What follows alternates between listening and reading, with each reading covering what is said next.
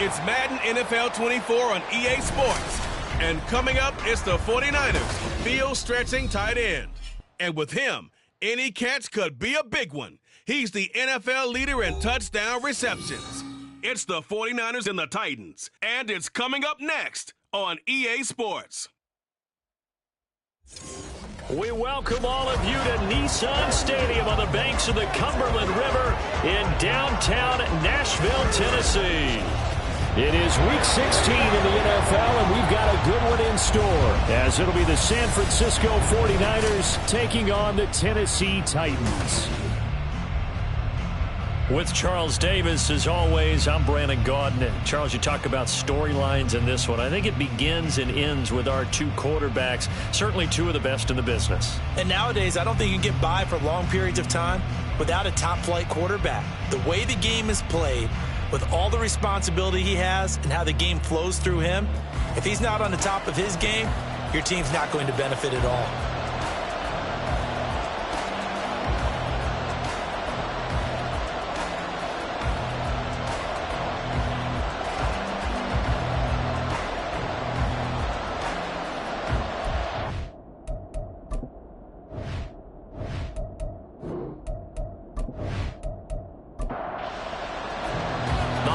Season is upon us. We've got the gift of the NFL as we're underway here in Week 16.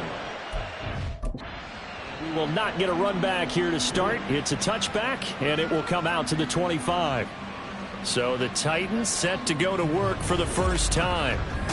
And a look at the man under center. Now in his 8th season in the National Football League.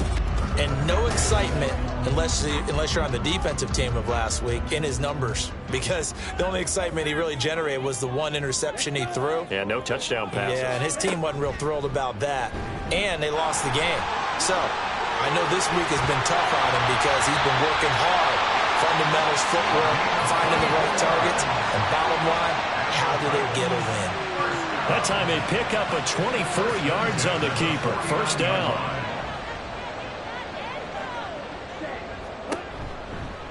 He's going to keep this again. And holding it may be the wrong decision as he stopped in the backfield. It's a loss of 4 on the first down play. And not a lot of success to be found there. Oh, you got that right, partner, because if you're trying to make guys miss about 10 yards or so downfield, that's a pretty good play. But if you've got to do it in your own backfield, I consider that a problem. That doesn't work too well. This defense for the Niners, they were terrific last week in the win over the Rams. Yeah, they only allowed 13 points, and you can poll all 32 coaches, and I guarantee you they'd say, we'll take that every single week.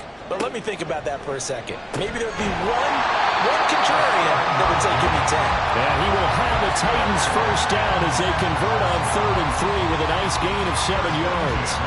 Line of scrimmage, the 37 on 1st and 10.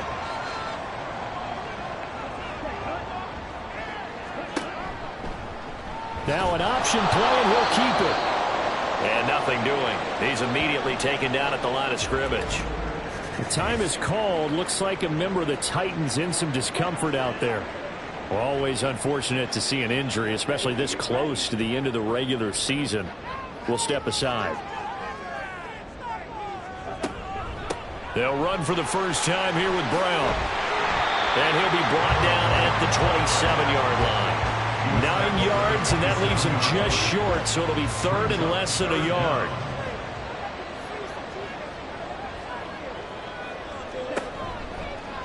They'll try and pick it up by running the option to the right. And he's going to get the first down here as he's taken down at the 22. Give him the 3rd down conversion, 5 yards on the play.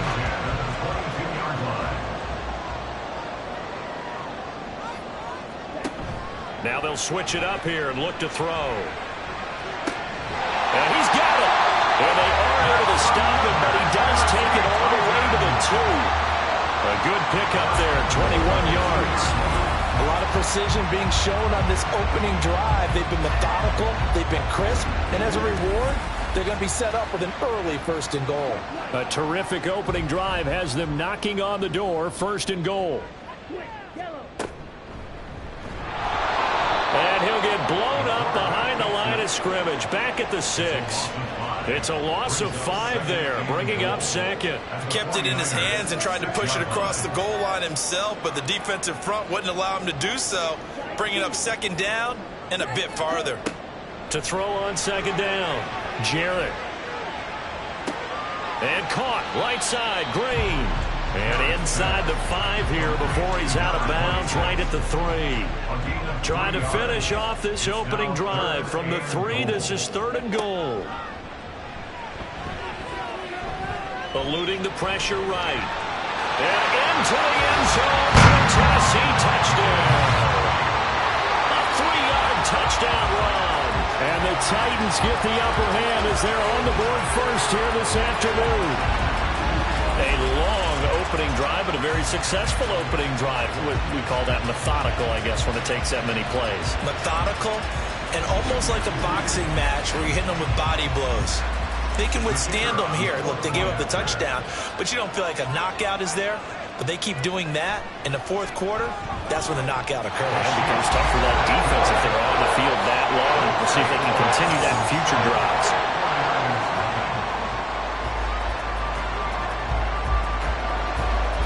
The kickoff unit is out on the field, and they will send this one away. Hill is going to take it out of the end zone. And that decision to bring it out ends up not being a good one. Costs him about 5 yards as he's tackled at the 20. So here's the first drive now for the 49ers. And a glance here at the vet. He's got a lot of years under his belt in the National Football League. And I think it's safe to say that, and I heard him say it in the post-game press conference, that was a team win last week because he didn't really play up to his normal standards, throwing 2 interceptions. No touchdown. Yeah, didn't offset it at all, but the team found a way to get it done. And he's brought down at the 24 after a gain of 4. They'll come up 2nd and 6 now from the 24. They'll set up a throw. Quick hitter here, it's complete. 7 yards there and a first down. A gain of 7. First down, San Francisco. He'll look to throw. And he fires one incomplete. The Niners at 11-3 on the year. They've certainly found their groove of late. Winners of 5 in a row. And this team is absolutely playing their best football right now. This is the best that we've seen them play in a long time, partner. And now off to the races down the right side. And able to get this one across the 45 before he's brought down. 15 for the Niners there and a first down. An ex-teammate used to tell me all the time, I hate experienced quarterbacks because no matter what, you really can't hide what you're doing. And I think that right there, he knew right away where the blitz was coming from, where his primary guy was going to be, and he ended up going to a secondary target for a nice game. I was just going to ask you, that wasn't the primary target. He's so good at that, isn't he? I think he knew right away that he wasn't going to get to his primary guy. I think he read that as soon as he got to the line of scrimmage, knew where the pressure was going to come from, and said, I know how to beat that, and that's what he did. They'll come up 2nd and 7.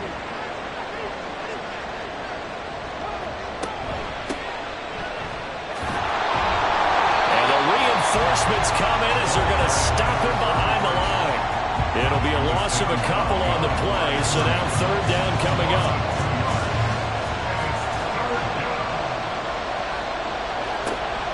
They're going to look to throw. That is caught. They'll get this one down near the 20-yard line, just shy of the 20. Give them 32 on the play. It's early, but announcer cliche alert here. Big players make big plays. Should I say in big games, too? What the heck. And this defense, they're going to have to find some way to slow him down as this game goes on, because when this combination is going good, they can tear your secondary apart. They'll run on first down. Ross. And he'll keep it moving down to the 15-yard line. It's a 7-yard carry to set them up with a 2nd and 3. A 7-yard pickup. Brings up 2nd and 3. Up the middle they go with Dixon. And able to get him down, but he does reach the 5. It's a 10-yard gain there to set him up first and goal. We often give credit to the O-line there. Two tight end formation. Those tight ends block pretty well also. Yeah, and that's one of the most dynamic positions in football now. The tight ends who can block at the line of scrimmage at the point of attack, and they can also get downfield and catch the football. Now a throw to the end zone on first down, but it winds up incomplete. Now a give to Collins. And across the goal line into the end zone. Touchdown 49ers. A great effort there. His first rushing touchdown on the year. And the 49ers respond to that opening drive touchdown with one of their own. This feels like something we'd see more commonly, CD, in a college game. They give it to the receiver down here in the red zone, but it winds up successful. Yeah, partner, I think you'd think it's less likely to find running space to the edge down here close to the end zone where things are so condensed. But a lot of times you end up focusing on the running backs, and they're able to slip it to the receiver, and it resulted in a touchdown. Moody good with the extra point, and we are tied at 7. Each team's had it. Each team has scored. 7-7 here as the kick's away. Taken at the goal line. And he had no room to run as he's tackled down inside the 20. Tennessee offense making their way out onto the field as you take a look at the playoff race in the AFC. So both of these teams, Charles, coming off touchdowns now, but this offense, they just had to stand on the sideline, watch their opponent offer a really impressive drive to reach the end zone. Yeah, and I think you're not telling yourself the truth if you don't think there's some one-upsmanship going on right now, because they just had their touchdown answered by a drive of double-digit plays that also found the end zone. Now they want to do something even more impressive to answer that one.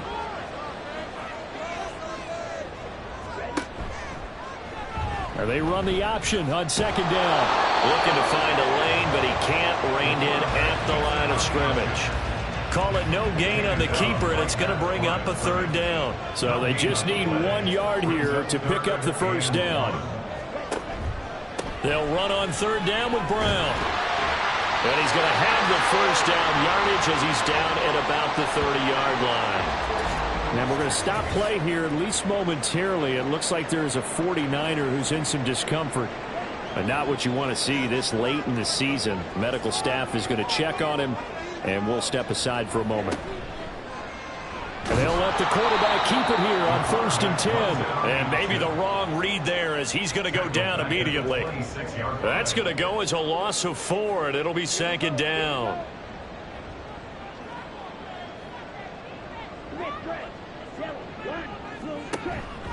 They'll give this up the middle to Brown.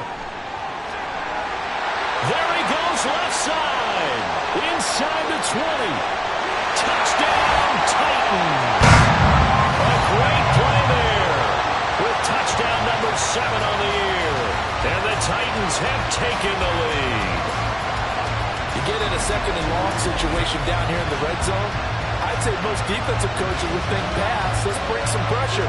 So this is kind of a tendency breaker here to hit him with something on the ground, and he'll take it all the way into the end zone.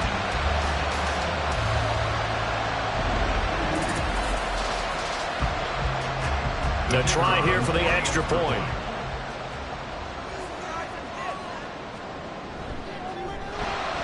It's up and good, and it's 14-7 now here in the first quarter. 5 plays there on that drive. And a long run there in the end to top it off. And ultimately, he stopped right where he would have been if he had simply gone down to a knee at the 25. Back out there comes the 49ers offense ready for their second drive. And they'll just simply be looking to build off the confidence of the last time out where they scored a touchdown. Then confidence is powerful, isn't it? When you've scored once, you feel like you can go back out there and get it done again. Doesn't matter what the defense throws at them. They feel like they're in a groove right now, and they want to get out there and show it. Yeah, hoping to stay in that groove here this go-around. You see the numbers on the ground for Dixon a week ago. 20 carries, 76 yards. After the last game, they have plenty of reason to be confident in their running game. And even though they're facing a top 10 defense, they're not going to shy away from doing what they do best. Make them adjust to them. Make them stop what they do before they go to any type of a change-up.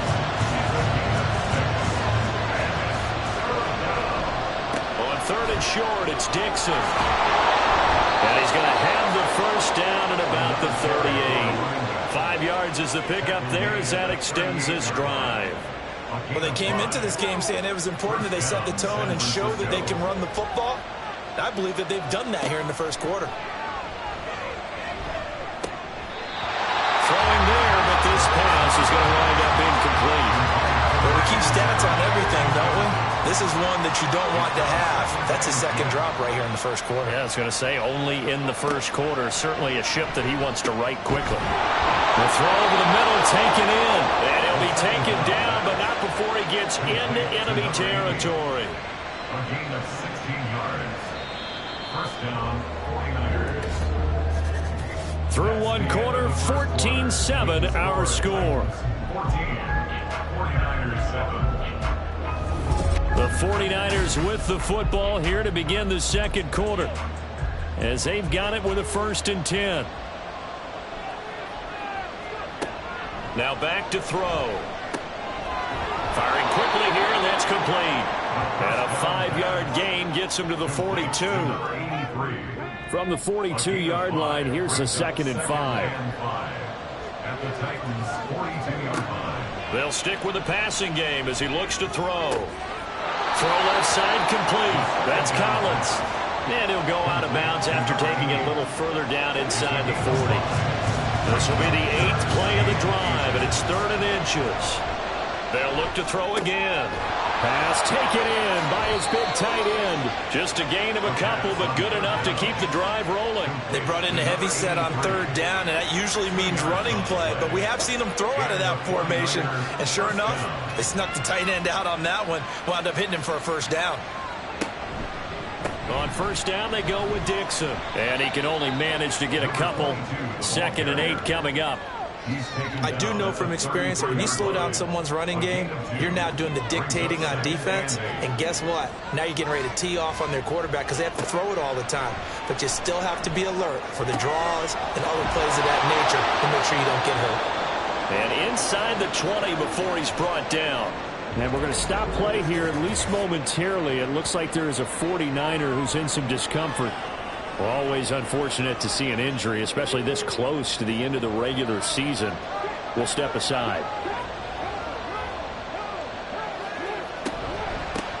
On 1st down, Ross. And he'll be stopped after a gain of only a couple down to the 15-yard line. Here's a 2nd and 8.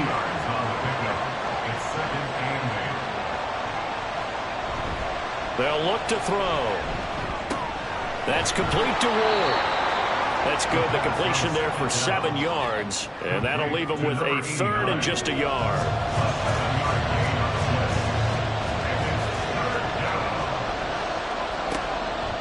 Back to throw here. Being chased out left. And just shy of the goal line as he's out of bounds right at the 1. And we're going to stop play here, at least momentarily. It looks like there is a 49er who's in some discomfort. But not what you want to see this late in the season. Medical staff is going to check on him, and we'll step aside for a moment. On 1st and goal, Dixon. And he's going to take it in. Touchdown, San Francisco. Taking it in from a yard out. And the 49ers are an extra point away now from tying this ball game. Everybody in the stadium knew what they were going to do right there, CD. 3 tight ends on the field, all that extra bulk, and they run it in. And you saw where that one went, right? You run it over your best blocker. I can just see the head coach right now. I want to run this one over the big boy. And they got it done. This one tied at 14 now as he sends this one away. And in hindsight, probably should have taken a knee as he only gets this out to the 16-yard line. And here comes Tennessee as they get set to take the field. Right now, we've got a little bit of an offensive masterpiece going on both sides, moving the football, scoring points. It's almost like somebody put the defense on rookie mode in this one. I mean, we haven't even left the first half, Charles, and we're certainly on pace for a shootout. An excellent start for both offenses. The fans have to be enjoying this to seeing all these points go up on the board. As a former defender, you know I'm not enjoying this at all, but right now, both these teams just trading haymakers. Let's see if anyone slips up first. Can anyone counter with a nice little jab and get things going in their direction? A nice play design there with the touch pass. Looked good at the start, but bottom line, the defense was ready. And they did a nice job scouting, didn't they? Not just scouting, but now executing once they saw the play for real after having worked on it all week in practice. They drilled on the play, then they drilled him. Second catch for him today, and it'll wind up a first down. Well, a lot of times when you get a manageable third down situation like this, you have to think about your tight end, and he comes through for him, picking up the first down. Line of scrimmage, the 37 on 1st and 10. Operating from the gun, Jarrett. And this throw a bit late as he couldn't reach back for it. But prior to that, he had hit his first 6 passes to start the game, so on a nice little run to begin. It feels like this offense has carried its dress rehearsal into the game. You know, because you do practice it, you do go through it, and in this case, it is clicking exactly like they drew it up. Now a deep ball there on 2nd down, but it'll wind up incomplete. To throw on 3rd down, Jarrett. And down he goes. The 49ers get there. Looks like a 9-yard loss, and it also brings up 4th. So this has been a lot like a tennis match, hasn't it? Back and forth. Both of these offenses having their way so far, so maybe the question isn't who's going to score the most points in this game. Maybe it's who's going to get some stops. Yeah, absolutely, and that sack finally a first step in the right direction for a stop. On now is the Titans punter as he's on to punt for the first time this afternoon. And this returnable for Hill. 13 yards the tally on the return there. And the Niners will go on offense. 1st and 10. And now this offense comes back out onto the field. And the momentum just continuing to build and build for them. They had the touchdown, their last drive to tie the game. Now their defense does its job. And Charles, all of a sudden, they've got a chance to capture the lead here. And we're seeing a really nice exhibition of what coaches love to call complementary football. Offense gets a tie, defense does its job, gets the ball right back, and their teammates now have momentum. What a nice job they're doing, all doing it together. On 2nd down, it's Dixon. And he takes this one down almost all the way to the 30. 49 yards rushing now on 8 carries for him so far. That was good, tough running right up the middle. And if the defense can't penetrate and make him slow his pace or change direction, that's often the end result. Now left side, a completion to his tight end. It'll go as a gain of 4. And that will bring up 2nd down. 4 yards on the pickup. 2nd and 6. At the 28-yard line.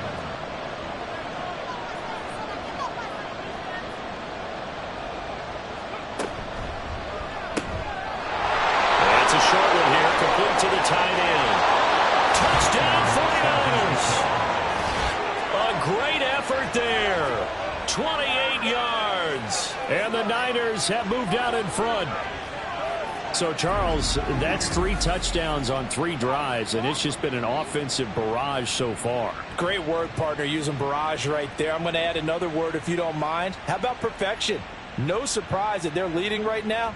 Absolute dominance throughout this ball game, and no signs of slowing down. Extra point try now for Moody.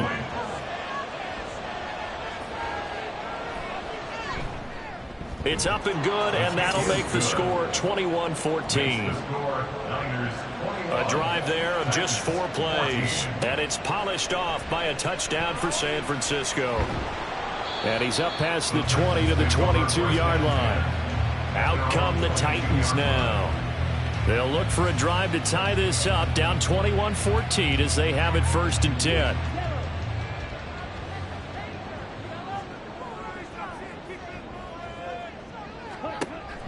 And they'll begin here with a run by Brown. Up past the 25 to the 26, a gain of 5. This guy's well on his way now to a big game on the ground. It's another good run there. Puts him over the century mark in yardage, and we're still in the 2nd quarter. Now, meanwhile, here's a 2nd down throw that's knocked away and incomplete. The Titans on 3rd down. They have been superb, 5 for 6 to this point. This will be 3rd and 5. A throw there, but that's going to wind up incomplete. This defense has certainly played well so far in this game, and the coverage has been tight. on just about every throw. Forced a few here so far in this game, and now it brings up 4th down. So they're forced to punt on 4th as this one's away. Well, on that punt, we've got a man shaken up. Always unfortunate to see an injury, especially this close to the end of the regular season.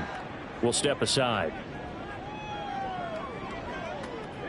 So they'll come up 1st and 10 now from the 33. The drive begins with a run by Dixon. And just no chance of turning the corner. He can only get back to the line of scrimmage. 2nd and 10 coming up. No gain on the play. Brings up 2nd and 10 at the 33-yard line. They'll set up to throw. It's a short one here, complete to his tight end. 5 yards. Now it's 3rd and 5. To number 83. 5 yards on the play. Looking to throw. He's got his target. That's complete. And he is going to have a 49ers first down as they're able to get the 3rd down conversion. So many times in my career I've heard coaches talk about completions are one thing, but as long as we're there at the catch and we get guys on the ground, we can live with that. But if you're going to give up 10, 12, 15 yards after the catch, then your defense is going to be in a lot of trouble.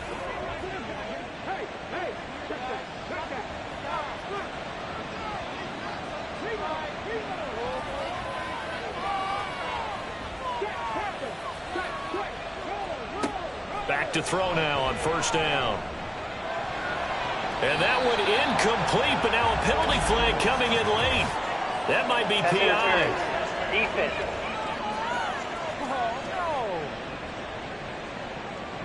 So the yellow flag came out, and that leads to a new set of downs for this offense. 1st and 10.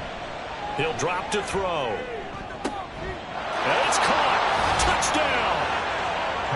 23 yards for the touchdown. And the Niners go up by 2 touchdowns.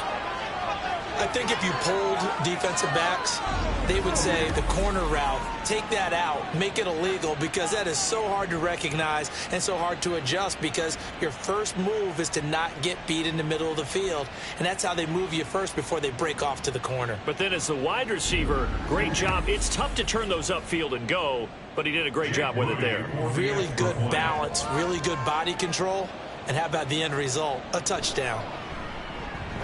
Moody good with the extra point, and the lead now up to 14. Just a 4-play drive that time. And the end result for the 49ers, a touchdown. And he'll get it up just past the 20 as his guys will go to work at the 21-yard line. Here's Tennessee ready to begin this drive offensively. Charles, a very uninspired effort. The last time we saw them out there was a quick 3-and-out, then they punted the football. Yeah, and you never want to get stopped so soundly during a series, but what would be even worse now is letting it happen again right here. They've got to get going. Oh, he tried to fit it in on the slant, and it's intercepted. And he'll get this back down to about the 12-yard line. Boy, he had to fit that into a pretty tight window over the middle. And, Charles, I think they were in zone defensively, weren't they? They certainly were. Nice read on your part. And sometimes the quarterback isn't fooled between zone and man. Sometimes just fooled by the type of zone that he sees. Because oftentimes, those linebackers will vacate and run downfield with receivers. In this case, he played a pure zone and was in the wrong spot for the QB. From down at the 12, it's 1st and 10. They'll get it to Dixon, running left. And across the chalk, into the end zone, it's a 49er touchdown. A great play there. His 2nd TD of the game and 16th on the season. And the 49ers are able to strike quickly to add on to their lead. So the rushing touchdowns continue to stack up, CD. That now 15 for him on the year. And give him a ton of credit for staying healthy, being a smart runner, and is showing just how important he's been to his team. He's got to be their MVP at this point in the season, and those votes may even turn into league MVP votes when it's all said and done. Moody good with the extra point, and the lead now to 3 touchdowns at 21.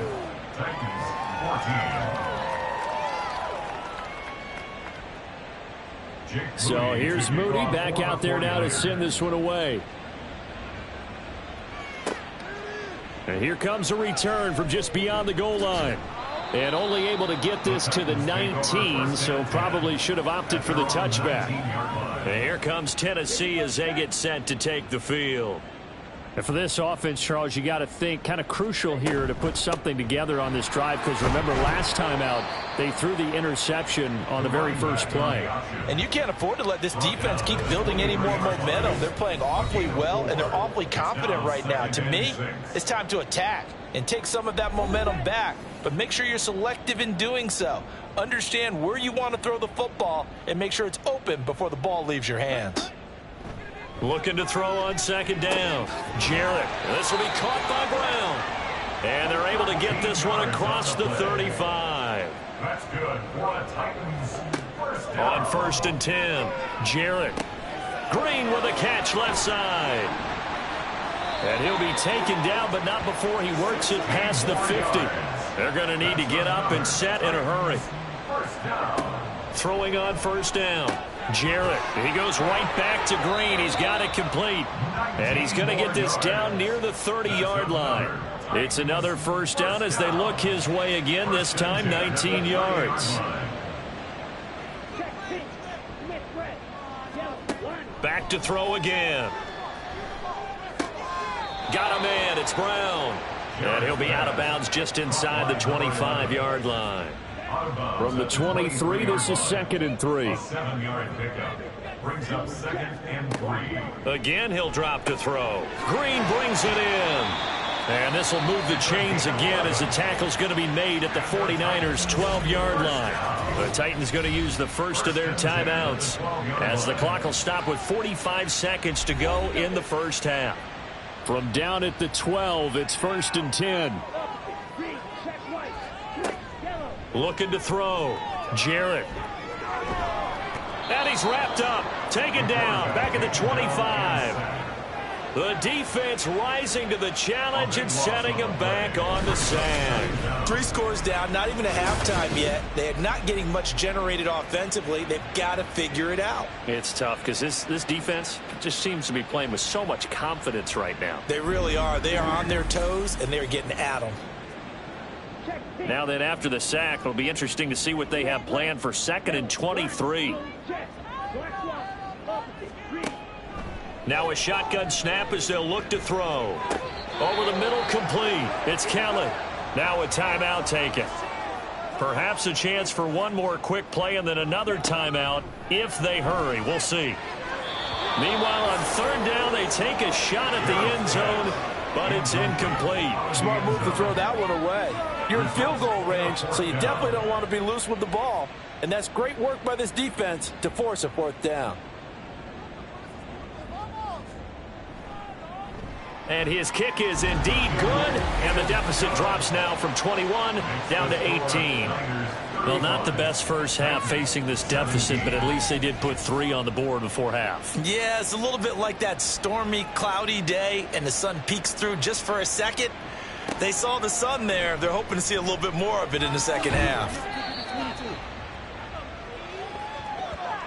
So we've reached halftime here on Christmas Day. As we'll send you down to Orlando, and we check in with Jonathan Coachman for our EA Sports Halftime Report. Coach. All right, Brandon, thank you very much. Happy holidays to you all at home as we take you around the NFL on this 25th day of December. We'll get our tour started out at Venerable Soldier Field in Chicago, and it's the Bears who have the lead. The Bears trying to hold on and claim victory. From there, we head east to check on the Bills at home in Buffalo. And you can see, currently they trail in that ball game. A couple of touchdown strikes there from Justin Fields.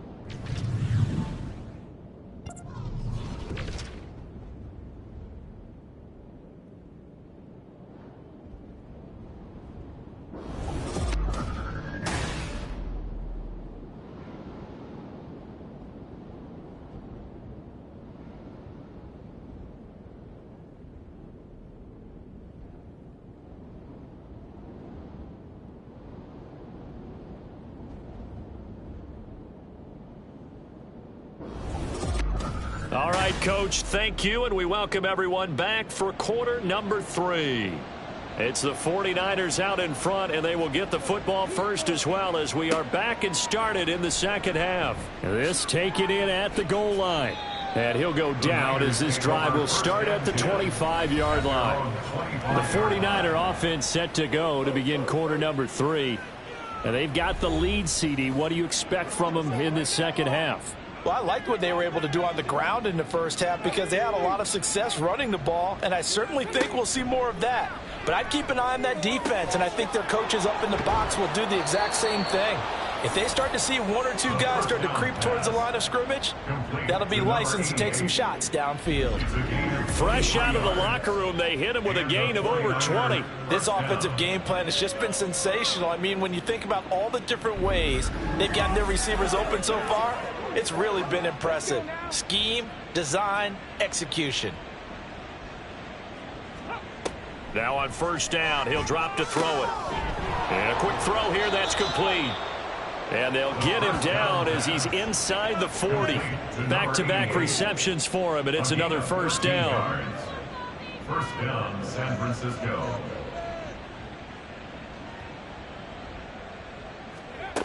They'll drop to throw. Oh, he's got a man wide open, complete. And they'll wind up getting this one all the way down inside the 20. 23 yards on the play. So the ball down to the 16 here for 1st and 10. Dixon trying up the middle. And they'll get him down after a pickup of 8, 2nd and 2. That play wasn't quite as big as the play that preceded it, but still, gotta like the way they're moving the football, partner. Absolutely. Pretty good room to run on that last play. Yeah, they didn't get a first down, but still, you'll take runs like that each and every time, won't you? Now a 2nd down throw for the end zone, but it's incomplete. After the incompletion, here now, 3rd and 2. 2 yards to go. He'll look to throw. Oh, they would have gotten the conversion if he could hold on. Instead, the drop means it'll be 4th down. He has just not had his focus in this game. It's not 1 drop. It's not 2. That's 3 for this contest. Yeah, uncharacteristic for any NFL receiver, and he's no exception. They'll run it here with Dixon. And he'll be taken down, but he does have first down yardage. And the drive stays in motion with a nice 8-yard pickup on 4th. Didn't quite get the touchdown, but now they're really knocking on the door. And if you're the play caller, now you're thinking to yourself, what is your sequence? Because you're not just thinking 1 play here just in case. You're looking ahead as well. I wonder if he's just thinking 3 power plays at max to get the ball in the end zone. Trying to pound it in with Dixon. And he's going to take it in. Touchdown, San Francisco. A touchdown run there from a yard out. And the 49ers take the opening kickoff of the 3rd quarter and drive right down the field to extend their lead. Well, nothing fancy there, Charles. You had 3 tight ends on the field. They were going to run the football. The defense knew it, but the defense couldn't stop them. And I haven't met an offensive line yet that doesn't get more satisfaction out of running the football into the end zone than pass protecting. They had determination on their side, and they got it done. Moody good with the extra point, and they open the lead up now to 25. So following the touchdown, here's Moody back out to send it away. And this will not be returned. It'll come out to the 25. And as this offense makes their way back out, it's AFC playoff race time as we give you a look. The CD, they certainly know the hole that they face as they begin the second half. They have to do what precious few teams have done in NFL history. That's trying to come back from a 4-possession deficit. And partner, you know, as that team gathers, they're saying to each other, you never say never, right? Because if you're on an NFL roster, that's how you have to think. You can always come back and win a ball game. And let's face it, we saw a certain Super Bowl, a 25-point lead late that wasn't enough to put someone away. But that being said, this task is near impossible. Let's face it. And bottom line is, it officially becomes impossible if this possession is an empty one. Now throwing on 3rd down there but he cannot connect. That's an excellent job right there on third down. Like any defense, you never want to let them get anything started, and that would have been a first down. Instead, you saw the contact on time, no penalty, and before this drive could get wings, it's fourth down.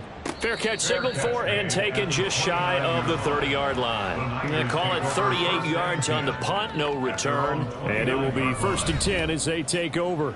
There again is the running back as he trots onto the field. I guess it kind of goes without saying at this point, but he's had a great game, as we like to say, a nose for the end zone, no doubt. Continues to find it throughout this game, and I'm sure he's got a nice place to live. He might want to make an offer on the end zone for a second home, because that's what it's been like throughout this contest. He knows how to get there, and boy, he looks happy when he does. He's already bought all the property in the end zone. That's the problem. He's going to sell to himself now. A throw over the middle taken in. So the completion results there in 9 yards. And that's going to make it third down and less than a yard. Makes it 3rd and inches. Now a handoff for Dixon. And he is going to have a Niners first down as he's able to get about 3 that time on 3rd and inches. Well, someone's been having a good game so far, and you know something? A lot of it's been power running. They decided to turn him loose again on 3rd down, didn't they? They did indeed. He delivered the tough yards. Now on first, Dixon again. And he'll be taken down at about the 45. So where'd all that running room that he had in the first half go? Because it looks like it's drying up a little bit here. Someone made some adjustments, it appears, at least on this drive. They stay on the ground with Dixon. And a solid run here as he'll pick his way down to the 42-yard line. And hold on here, because on that last run, it looks like we have a player who was shaken up. And not what you want to see this late in the season. Medical staff is going to check on him, and we'll step aside for a moment. On the give, this is Dixon. Oh, that one well designed as he'll take this down to the 30-yard line. 109 yards rushing for him so far as his terrific season continues here. So 1st and 10, and if they score on this drive, might have to start digging in our second half blowout material. Here's a throw right side taken in by his tight end. And inside the 20 before he's brought down.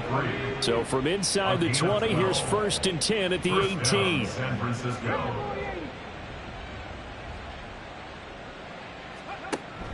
Now they'll throw here out of the gun. Looking middle, and that's complete. And the 49ers are going to have a 1st and goal as the tackle is made at about the 5. At the 5-yard line. They'll set up a throw. To the goal line, but it's incomplete. Down this close to the goal line, 1st down. Surprised that wasn't a run? I am, and you know I'm old school. I want to run the ball on 1st down in this situation because 2nd down, that gives me that option of running play action and maybe throwing it. Here's Dixon. And the hole closes quickly here. He can fight only to about the 4. Call it a gain of a yard as they get a little bit closer here. It's 3rd and goal.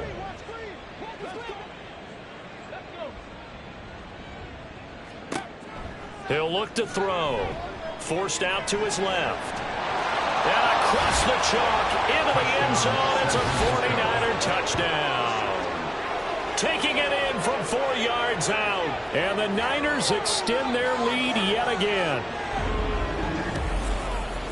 They were looking to pass the ball there, but they forgot to account for the man with the football. Yeah, I can hear people right now saying, well, why don't you have a spy in your defense, someone who will dance with him and go where he goes? Well, oftentimes if you utilize a spy, you've taken away someone in coverage as well. And oftentimes, the spy, not as athletic as the guy he's trying to keep up with, so he gets defeated anyway. And he turns 3rd and goal into a touchdown. So after the made field goal by Moody, he's back out to kick this one away. This fielded right at the goal line. And he'll get it up across the 20 to the 21-yard line. And the Titans getting set to go. Well, we haven't exactly been treated to a nail-biter in this one, CD, and if they cannot score here, this one's pretty much all but over. Are you saying that you feel like people are starting to think about getting out of here and maybe beating the traffic in order to get home or to their final destination? Yeah, I don't think there's a whole lot of reason to hang around, especially if they can't score here. Yeah, you're right about that, because it has been pretty clear who the better team has been in this one. And in a league that we talk about every game being a one-score game as we go into it, watching this blowout, let's just say it's been unusual. Another throw on second down, and this one incomplete as well. So back-to-back incompletions, and that has him staring at a 3rd and 10. Operating from the gun. Jarrett over the middle, and there's a diving catch. Second catch for him today, and it'll wind up a first down. First and 10 at the 34-yard line. They'll look to throw again. This is caught by Hearns. Nice rhythm throw there on first down. He located his tight end, made it a nice easy pitch and catch. Hoping he can break a tackle or two. Wasn't able to do that there, but still good yardage. Here's Brown on second down. And for one of the few times here today, this run's not going to go anywhere. Call it no gain that time, as it's going to leave him with a 3rd and about 3 to go. Option play. Here's a give to Brown. And he's going to be a yard short. A 2-yard pickup leads to 4th and 1. Another down on the scoreboard, but the urge to go for it is almost irresistible here on 4th and short. Yeah, I know they're on their own side of the field. I was going to say. Normally I would say punt the ball away, but I'm feeling it. I say go for it. On now is the Titans punter, as he'll punt it away for the 4th time today.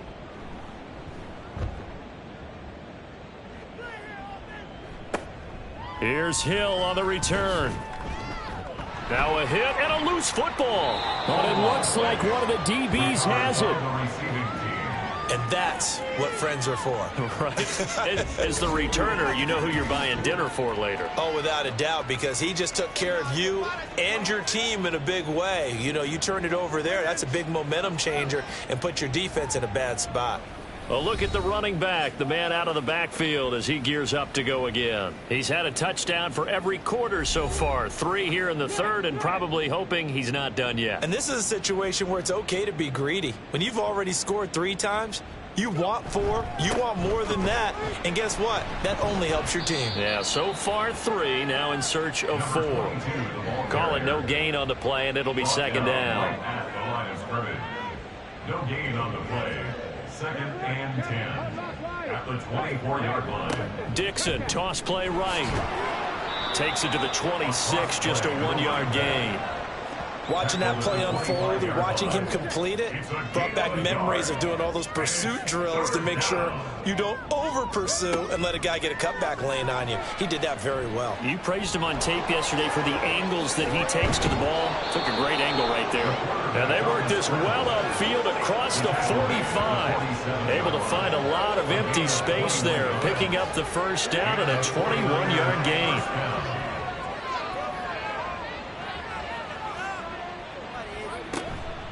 They go play action here on first down. That's complete. It's Collins. And he'll go down, and that will do it for the 3rd quarter of action. 1 quarter remains here in Week 16. This is the National Football League on EA Sports. Back now in Nashville. And this is a blowout so far as we get set for the 4th quarter. A very one-sided affair. Up the middle they go with Dixon. And he'll get this down only to about the 46. Just a yard on the pickup there, and it'll leave him with a 3rd and 3. And it's 3rd down.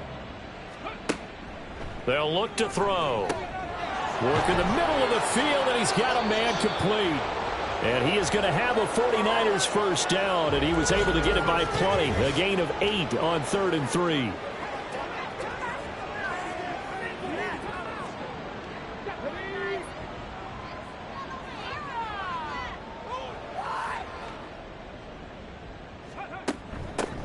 And they'll run on the inside handoff. And he is going to be stopped cold behind the line of scrimmage.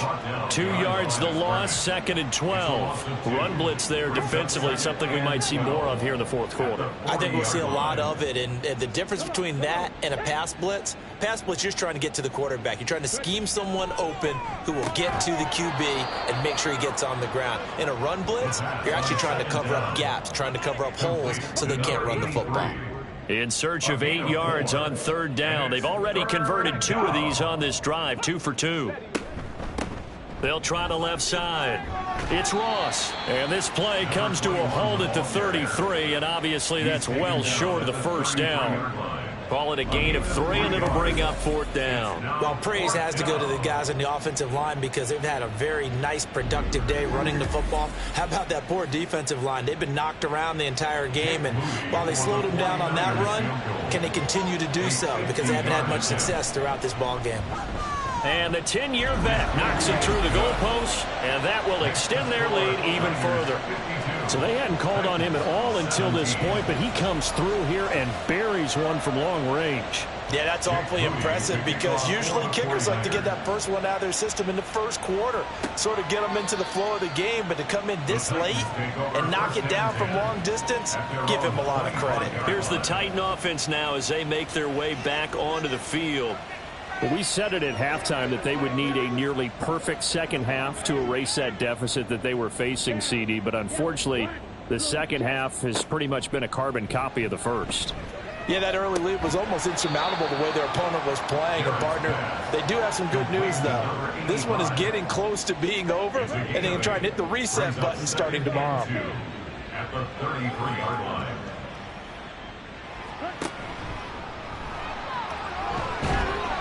And he'll be brought down right around the 37.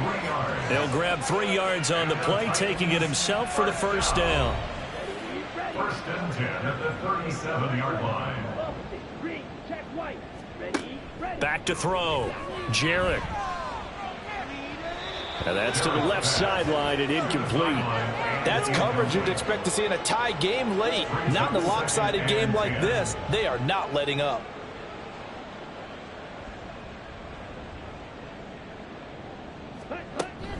From the gun, a give to Brown. And the hole closes quickly there. He gets maybe a couple up to the 38.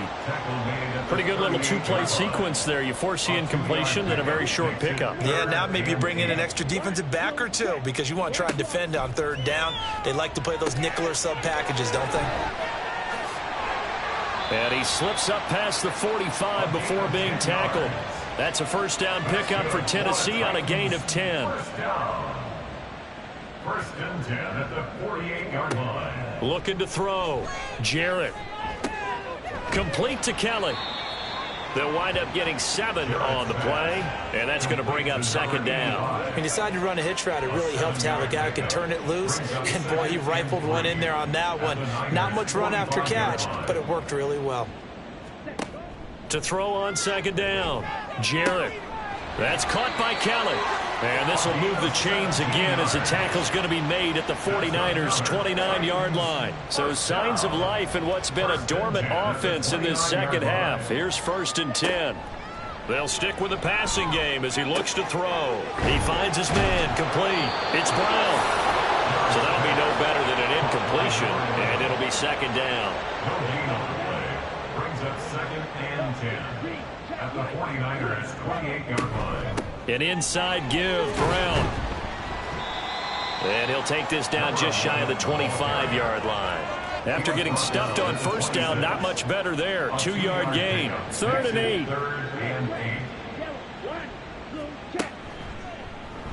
Now he'll try to run with this.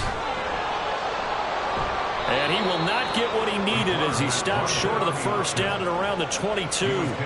This defense not budging. Back-to-back carries of just 2 yards. Well, if you're going to run the read option, typically, you've got to keep an eye on the defensive end. And what does that mean? What are you looking for with a defensive end? But you want to play off of what he does. If he collapses inside towards the running back, then you pull it and take it yourself outside in. If he stays outside, you go ahead and leave it with the running back. In this case, pulled it and got good yardage himself. Well, in the grand scheme of things, those 3 points likely not going to matter much, but I guess they get a little closer, a little more respectability. Yeah, you're exactly right. They've been outplayed all game long, but like my mom used to tell me all the time before I went out, dress up a little bit, son. Make yourself respectable. And that's what they're doing here. They're just dressing up the final score. Hill is going to take it out of the end zone. And he returns this to the 22. Getting set to go again as we look at the back, heading onto the field again. He's been a good workhorse. I know we use the word workhorse a lot, but he's been a good workhorse for him in this one. No doubt about it, and there's nothing wrong with that. That's what you're looking for if you're a back, because that means everything's coming together for you. Big guys up front have created space. You've run through it. You've probably gotten some help even from the wide receivers who want to catch passes as opposed to block, but they're helping out too. Yeah, everyone's pitching in. He's had a good game. One play has him up past the 40 already, and another 1st and 10. They'll bring one of the tight ends in motion left. Right back to Dixon. Oh, he's got a little daylight. And they'll get this well past midfield before being stopped just before the 35. 153 yards rushing for him now as his sensational afternoon continues.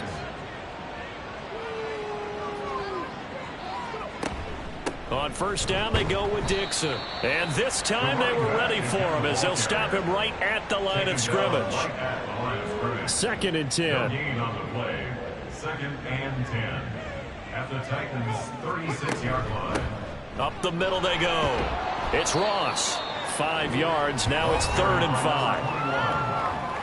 He's brought down at the 31. A 5-yard pickup on the play. And it's 3rd down.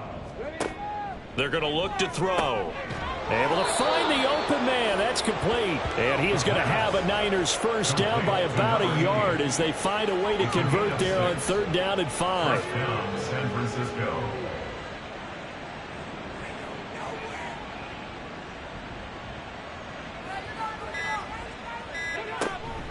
Running out of the gun with Dixon. They're going to snuff this play out behind the line. We have not seen that much today. 2 yards the loss, 2nd and 12. On this day, the ground has been his, but at least on that individual play, we just saw the defense finally with a win. Yeah, they finally got one, and that's a win for them, but all game long, he's seen the holes, and they've been huge for him.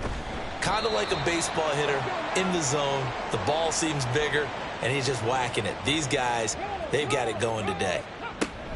On 3rd down, here's Dixon. And he'll take this down just shy of the 25-yard line. 2 yards on the pickup there. It's 4th down. Let's give a lot of credit to the offensive line. They've been able to move the ball really well on the ground the entire game. And while that wasn't a huge one, that's okay. They'll take them in short, steady bursts. Jake Moody now on for the field goal. He hit his first. Now this from 43.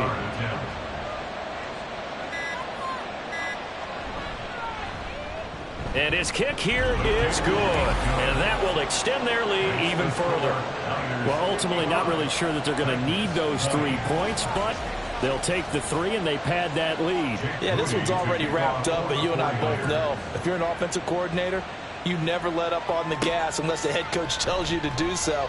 And maybe you've actually clicked him off in your headset so you can keep calling plays and trying to add to this lead. Here's Tennessee ready to begin this drive offensively. Well, this game, it has had no shortage of offense. They've been able to put up a decent amount of points on this side, Charles. They just have not been able to keep pace with the other offense they're going against here. Yeah, that's a good way of pointing things out because now it's not a total loss because, as you said, they've scored some points, so there's some plays they can build on, moments where the game plan actually worked. But overall, though, they were just out-personnel. They were going up against a team that's playing at an elite level. Looking to throw on 2nd down. Jarrett. This will be caught once again by Brown. Calling a gain of 3 on the play. And that'll bring up what looks to be a 3rd and inches. Can't be more than a half a foot. Back to throw. Jarrett. Oh, had his hands on it. Couldn't bring it in. Pretty symptomatic of how this game's been going. Oh, I thought he had that one, and that was nearly a big 3rd down conversion to give this drive some life. Instead, they're on the spot and help separate the receiver from the ball. And on 4th down, on is the punt team sending this one away.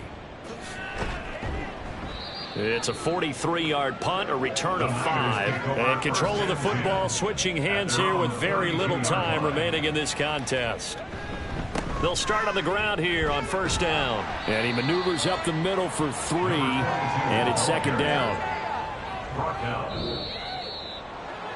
Charles, a lot of happy faces heading into the tunnel as this one ends, and understandably so. Not only did they get the win, but boy, their offense was on fire in this ball game. And partner, I have no idea what the top speed is on one of those high-end sports cars. What's the top gear you can get into? This offense, they certainly were there in this one, huh? Everything clicking for them in this contest, the kind of performance that they're going to cherish. So for San Francisco, the wins keep coming as this one moves them to 12-3 on the year. And they will head back home next week.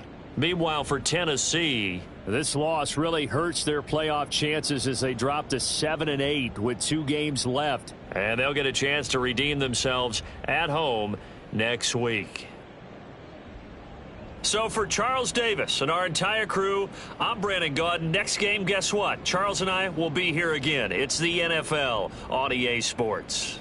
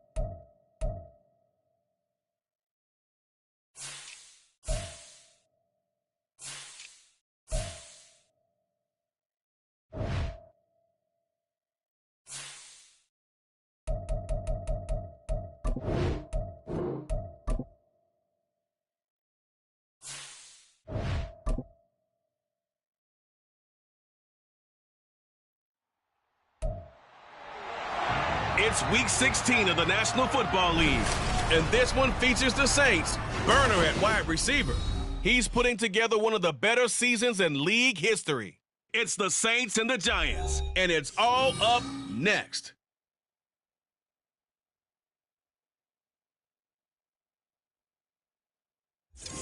That's an afternoon probably best suited for skating in Central Park, but we're across the river. We are in for a cold one at MetLife Stadium in East Rutherford. It is Week 16 in the NFL, and we've got a good one in store, as it'll be the New Orleans Saints taking on the New York Giants. With Charles Davis, as always, I'm Brandon Gaudin. And Charles, you talk about storylines in this one. I think it begins and ends with our two quarterbacks, certainly two of the best in the business. And nowadays, I don't think you can get by for long periods of time without a top-flight quarterback.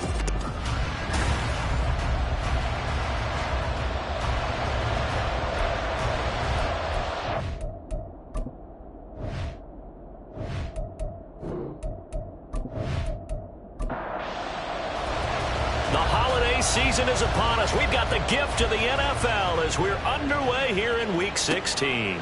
From a couple yards deep, he'll bring it out of the end zone. No chance to get away as they'll get him down at about the 17-yard line. So here are the Giants ready to start their initial drive of the game. They're led by the #1 overall pick in the 2021 draft, Trevor Lawrence. That was a solid performance last week, wasn't it? 2 touchdowns, no interceptions, ran the team well, won the ball game. Bottom line, may not have been earth-shattering, but it didn't need to be. They go play action now. Lawrence. He finds his man, complete. That's Ferguson. And they'll blow that one up back at the 16-yard line. 2nd and 11. Brings up 2nd and 11 at the 16-yard line. Play action. It's Lawrence. And that'll be incomplete. This defense for the Saints, they were very good in the win over Dallas a week ago. There's a little bit enlightening talking with the defense coordinator about their performance last week, because the feeling was that it was a good, solid performance. They did what they needed to do to get the job done and get the win, but definitely a few lapses that they're looking to correct. And he takes us beyond the 35 before going out of bounds. A well-executed 22-yard gain. This is an offense that's near the bottom of the league in rushing, so defensively coming in, you've got to know you're going to see the ball in the air a lot. And that time, it's a completion and a first down on this opening drive. So here's a 1st and 10 at the 38. Looking to throw, Lawrence. That is caught by Cohen. And he has a big gain inside the 40 before being dropped. Back-to-back receptions for him, and it's another first down. 1st and 10 at the 38-yard line. But to throw again is Lawrence. And he's got his man in stride, complete. And inside the 20 before he's brought down. It's a gain of 19 down to the 19, and it's a first down.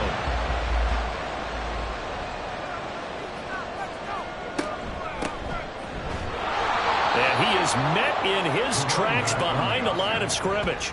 2 yards the loss, 2nd and 12.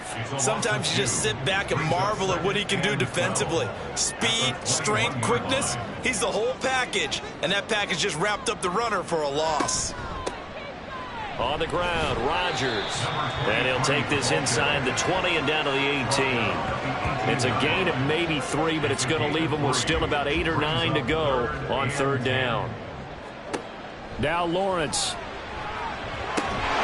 That is caught. And the Giants are going to have 1st and goal as they try to finish off this drive with 6 points. That's a big conversion there on 3rd down, and this has been a great opening drive. You know, at this point, they'd hate to settle for 3, but they've created a fresh set of downs and a 1st and goal. Here we go now on 1st and goal. And they'll let the fullback try and take him home. It's a gain of a couple, and it'll be 2nd and goal. Now, that's the defense that they were looking for, being able to get extra bodies to the point of attack to deal with the big guy carrying the ball. You really don't want to be in a position where it's a one-on-one tackle with him. They'll run. It's Rodgers. And he is going to lose yardage here. It goes as a loss of 6. And now 3rd down. That's a really alert defense there because they saw the heavy look come in from the offense, countered it with extra linebackers who brought a little bit of speed and heft, and able to really make a big-time play for their defense. A 4-yard pickup, not enough. 4th down. And how about this first drive? They're being aggressive, slinging it around. Really confident, too, because they're not trying to fool them with running plays, throwing it, and they're being very successful right now. And his kick is good. So a long drive gets him down inside the 5, but ultimately they settle for just the field goal. And I have to think that if maybe they were a yard closer, that would have made their decision tougher, and I think they likely would have gone for it. But in this situation, they just decided to take the 3, and I think it was a smart move. And he takes this near the 25, just a little pass there, call it the 26. Here come the Saints for their opening drive. And leading him out, their veteran quarterback. Remember we were kids and they all said, hey, whatever you want to do, make your kid a left-handed pitcher, make them play baseball, they'll play forever. Forget that. I want a quarterback. All right? That's what I want to raise. In this era where you throw it around like crazy, you put up numbers like he did in his last game. Last week, almost 500 yards. The numbers for Gibbs from last week: 20 carries, 126 yards. And the way they ran the ball last week has to bring a smile to the faces of the entire coaching staff, because not only are they seeing a back pile up yardage, they're seeing an offensive line in sync, and that bodes well this late in the season. Now a throw here, hauled in, and he's dropped just before the line to gain. 4-yard pickup leaves him with 3rd and 1.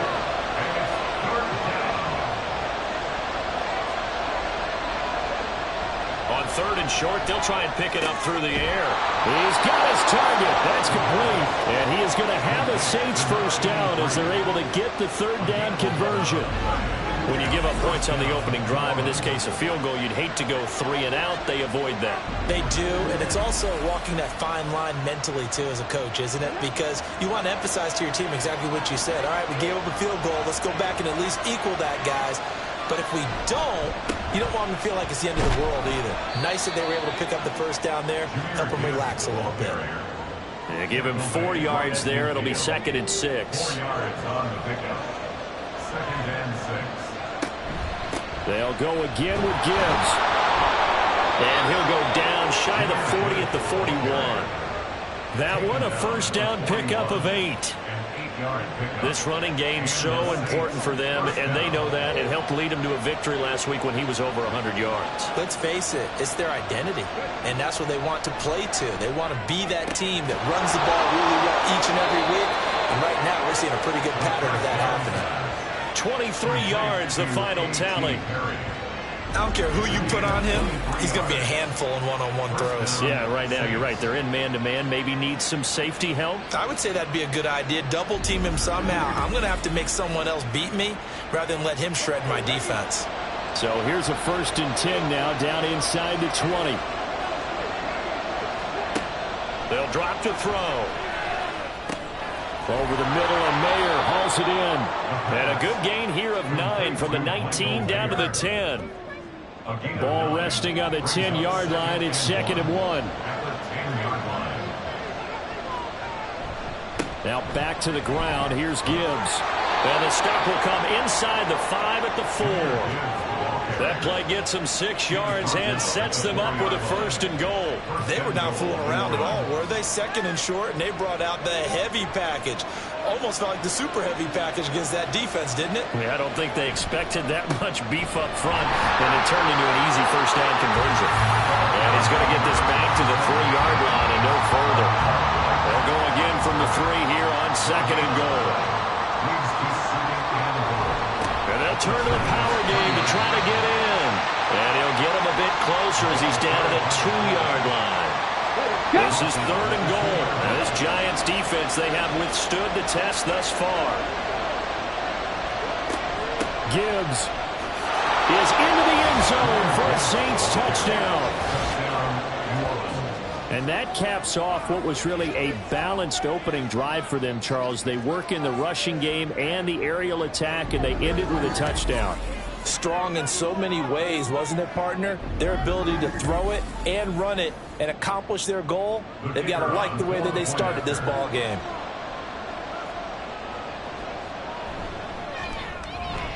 Groupie able to add the PAT. And that makes it a 7-3 lead. The ball upright on the tee, and the Saints kick team booms it away.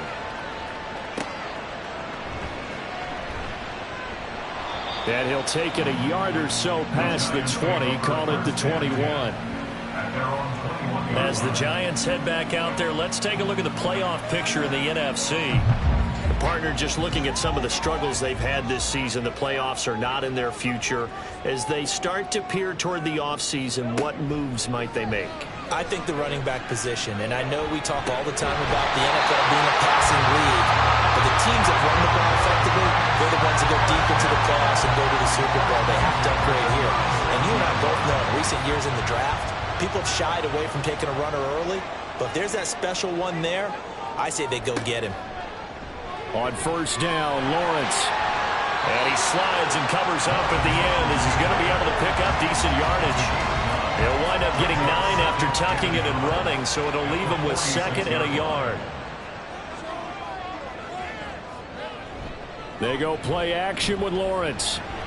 A quick throw there is incomplete. You look at the Saints defense. Coming into this one, ranked number 19 in the NFL against the pass. What they lack in pass defense, they do make up for in run defense. They're a top 10 unit against some people trying to move the ball on the ground.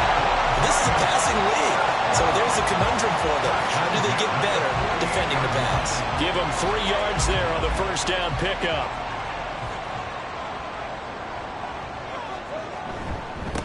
Now a handoff up the middle. It's Holloway, and he's going to take this across the 50 and into Saints territory. A gain of 3 last play. This time they double it and pick up 6.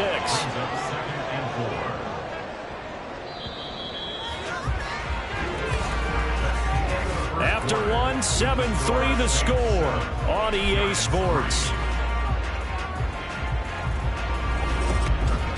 Ready to roll for the second quarter from MetLife Stadium. The Giants with the football. Ball spotted at the 45. Here's a 2nd and 4. Now Lawrence. And this one incomplete. Too much contact to hold on to that one, and it's 3rd down. He's searching 4 yards here to pick up the first down. On play action, Lawrence. And this is going to be incomplete. Has to be a little bit of frustration there. Back-to-back incompletions. Receivers blanketed on both attempts, this time on 3rd down. And the Giants send out their punter now, as he should be able to pin him back deep here with his first punt.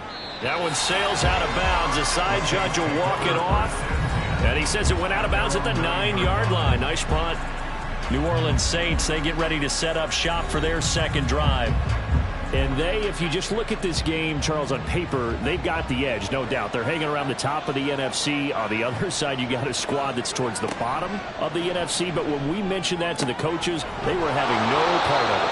Yeah, and I like how you said when we mentioned it. In fact, I mentioned it, and I upset them a little bit, didn't I? Because they wanted no part of that one, and I was reminded, like a 5-year-old, this is the NFL. Any given Sunday, anything can happen. They are guarding against the upset. On 1st and 10, here's Gibbs. And they'll get 8 out of this before being stopped at the 28. Offensive linemen love creating space for their guys carrying the ball, but when that guy also breaks tackles and creates extra yardage, they almost feel like he's one of them, and they really embrace him. Fighting through, and he's got space. And he'll be out of bounds, but able to get it up past the 45. 52 yards now on the ground on just 7 carries. And just as he was being tackled there, you hit me on the shoulder because you know as well as I do what just happened. He just passed 17,000 career rushing yards. And what that means is something that he talked to us about prior to this game. So he's now within shouting distance. He can actually start thinking a little bit about potentially chasing down Emmitt Smith's all-time record of over 18,000 yards. That's crazy. He is firmly in the number 2 spot with eyes on number 1. That'll go for a gain of 7. And that'll bring up second down. 2 minutes gone by, second quarter. On play action, they'll throw. Got his man complete over the middle. It's Gonzalez. And they're going to have another first down as the tackle's made at the Giants' 28. A gain of 18 and a new set of downs.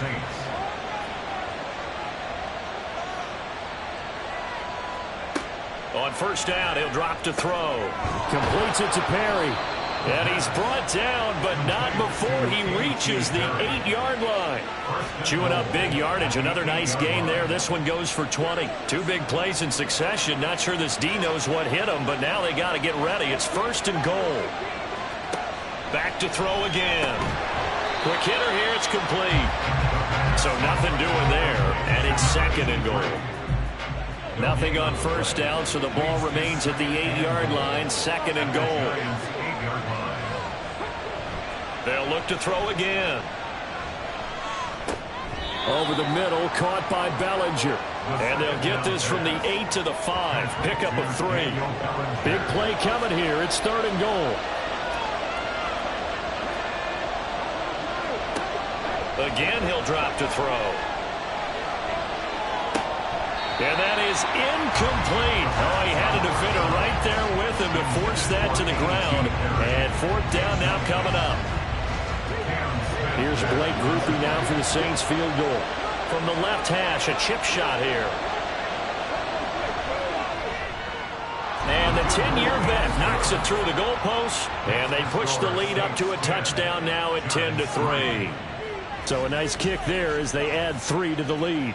And from what I've seen so far, Brandon, I think they've been the better of the two teams here in the first half. So even though you want the touchdown, I think that's a nice job there to put 3 points on the board. And in hindsight, probably should have taken a knee as he only gets this out to the 16-yard line. And the Giants ready to come out now. Just a lone field goal for them so far, trailing 10-3 as they come up first and 10. Now Lawrence to throw. And he completes it to Cohen. And he's got it past the 30 before he's hit and dropped. They may want to go back to that one. First play of the drive, good for 15 and a first down.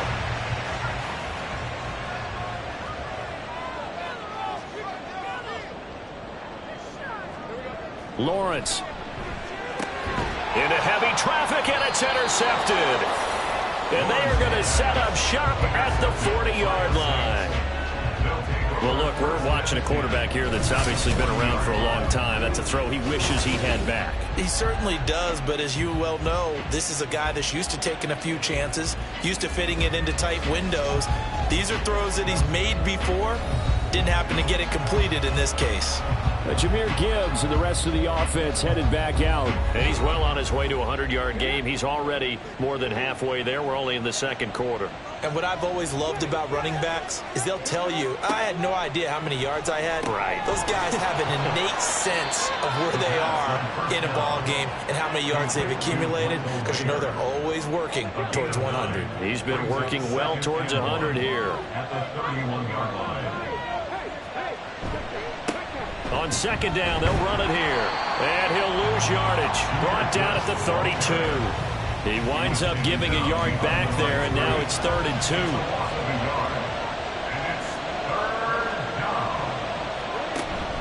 2. Gibbs will try and pick it up. And he works his way free all the way down to the outskirts of the red zone. 63 yards rushing for him as he has been tough to stop here this first half.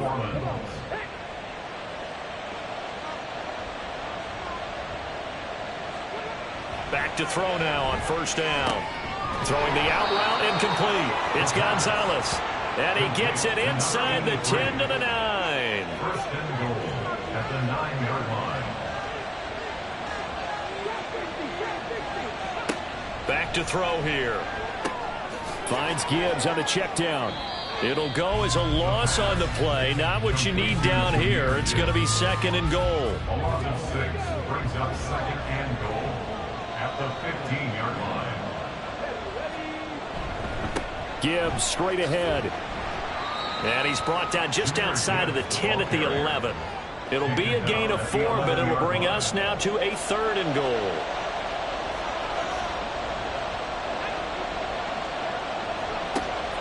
Looking to throw. Looking end zone, but it's incomplete. Credit the Giants defense that time in pass coverage. 4th down. Oh, that's going to hurt a bit because they needed to come through with a completion there. Now a drive that started with great field position is facing 4th down. And his kick is good. And they will stretch their lead to 10 now at 13-3. So, Charles, they get to them with their first turnover of the game and then make it hurt a little bit extra with a field goal. And anytime you give the ball up, what's the first thing a coach tells his defense? Don't let them score off of this. You've got to put out the fire. In fact, in 2021, that's what one NFL coach termed his defense. The firemen. Go out there, guys, and don't let them put some points on the board. And now out come the Giants. And we'll see if they can bounce back from that last drive. In particular, if they can bounce back at the quarterback position, Charles, after throwing their first interception of the ball game. Yeah, and some guys, you know they're going to want to try and get a big play right away and take control. Look at this, middle of the field, a breakaway. It's a big-time play there for the G-Men. 44 yards. Well, my dad would say sometimes, I'm just scratching my head here trying to figure out what was going on there defensively. How did you lose him in the middle of the field? If you're going to lose a receiver, make sure it's someone on the short side of things, not deep downfield, that can hurt your defense. Now Rodgers. And he is met at the line of scrimmage, and he goes down right there. No gain on the play. It'll be 2nd down. No gain on the play.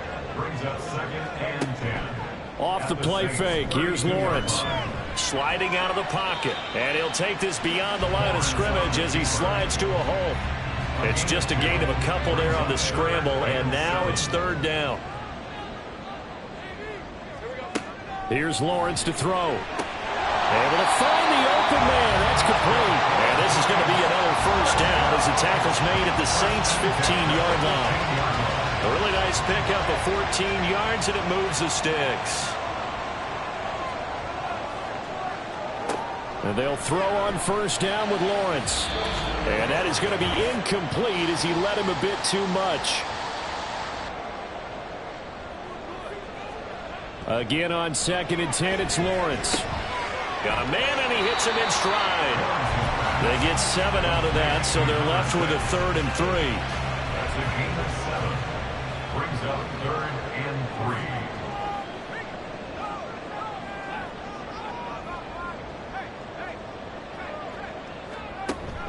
3. Play action. It's Lawrence.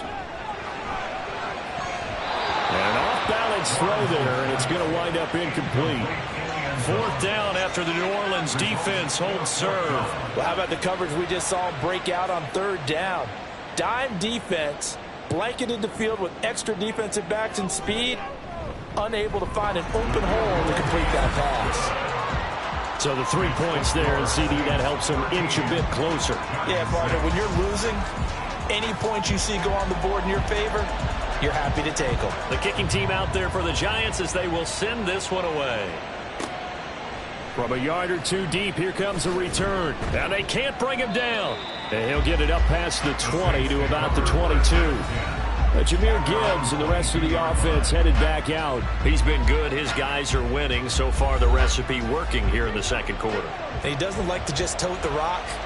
He wants to carry his team on his back, and that's what he's done throughout this game. Yeah, he's done that. He'll be hoping to continue that trend. And he is going to lose yardage here. He was unable to shake free there, and they'll cover him for a loss of a yard. Now, I'm not putting him in the Hall of Fame, but if you look at the great linebackers in history, they all have that ability to innately sense where a play is going, sometimes even before the ball snaps, and they're there and end up making the play. The Saints going to call the first of their timeouts as the clock's going to stop with 47 seconds to go in half number 1. And he won't quite make it. He needed 6. He got about 5. 4th down. The Giants going to go ahead and use the first of their timeouts. So as they talk it over, we step aside.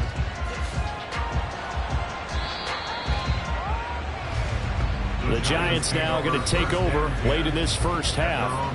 And with them trailing, there is still enough time to try to string a few plays together, maybe get into field goal range. 35 seconds, all that remains in the first half as they come up on first down. They go play action now. Lawrence. And it's incomplete. Took a shot, couldn't connect. We know it's not an easy job to go out and catch passes when people are trying to tackle you and knock the ball away. But the bottom line is, that's a pass he's got to have and a pass he should have caught. And this time he's got the hook up. It's complete. Now the Giants will use the second of their 3 timeouts, as the stoppage will come with 23 seconds to go till halftime. He finds his man complete. That's Holloway. And he'll go down inside the 45 before going out of bounds. 2nd and 5. It's a gain of 5. Brings up 2nd and 5. Now Lawrence. And that is incomplete. Down to 15 seconds now. I know we're just in the second quarter and there's a ways to go in this game, but that's a second drop. I'm wondering if that's a little bit of an alarm bell for them when they start calling plays on the offensive side of the ball. His eyes already looking upfield on that last one before he brought it in. Meanwhile, on 3rd down, they take a shot at the end zone, but it's incomplete. Zone coverage there, and they were playing deep. That makes it obviously a little bit harder to run by guys. And that time, there was not much of a window to get the ball in there, and it winds up incomplete. And no return here. Where will they spot it? They say just outside the 20-yard line. And with time running down, they go down to a knee. So we've reached halftime here. Charles has already thrown off his headset. He's out here. He says, it's Christmas Day. I'm going home. We're not done yet, though. As we'll get you down the coast to Orlando for Jonathan Coachman at our EA Sports Halftime Report. Coach. All right, Brandon, thank you very much. Merry Christmas to you at home as we take you around the NFL on this 25th day of December. We'll start up at Highmark Stadium, just outside of Buffalo. And the Panthers are out in front as they play the second quarter. A couple of touchdown strikes there from Justin Fields. From there, we head over to the Windy City. Check on the Bears at home, Soldier Field. And they have the lead in that one over the visiting Packers. The Bears trying to gut this one out as it would be a good victory for them if they could get it.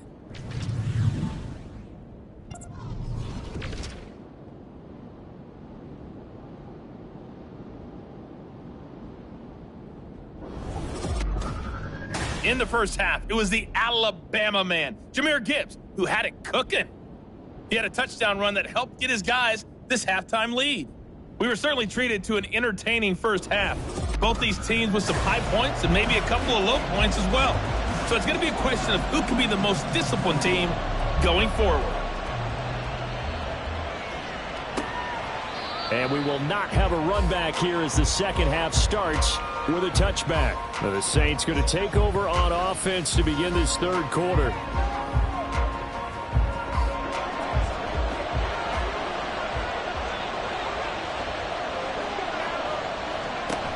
The second half starts with a run by Gibbs. He'll be dropped after a gain of about 6 across the 30 to the 31. They'll come up now 2nd and 4 from the 31. Brings up 2nd and 4. He'll drop to throw. Looking left side, and he's got a man. That's Perry. And he'll be tackled right on the chalk of the 45. He continues to deliver a first down here. He had 4 catches in the first half, and this one number 5. Even against double coverage, he found enough of an opening for a noticeable gain. 2 guys on him, yet he finds a way to uncover downfield for the completion.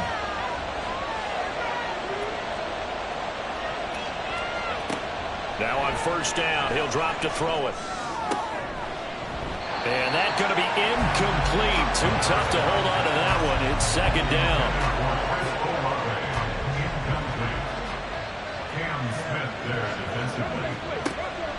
Back to throw.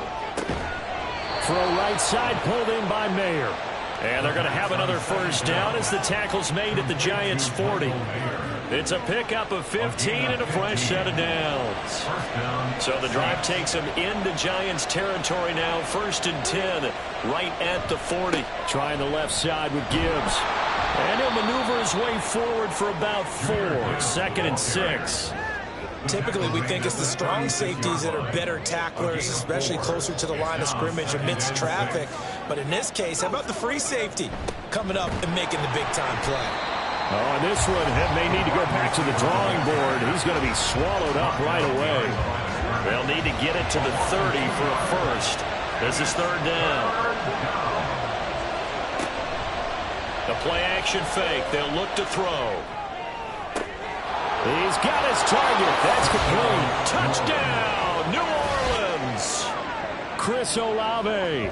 Career touchdown number 136, tying him with Marshall Faulk for 7th on the all-time list. And the Saints have taken a 2-touchdown lead now.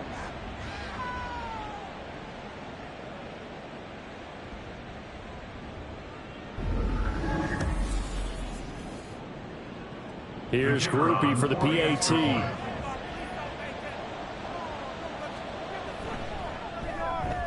And the lead is up to 14. So the drive winds up going 75 yards in 7 plays. And it was Chris Olave who finished things off with a touchdown. And he's up past the 20 to the 22-yard line. Now we take a glance at the offense as they work their way back out for their first possession of the second half. They make their second half debut here, and things are looking a little bit tougher now. You give up the points there, Charles, that touchdown drive on the other side. So now it's a 2-score game here. Got to be careful. They certainly do, and I'm just wondering at halftime if those guys just looked into each other's eyes and realized what they've got to get done and come out a little bit more charged up, because if they don't get some kind of points here, that next drive, that could make this a 3-possession game.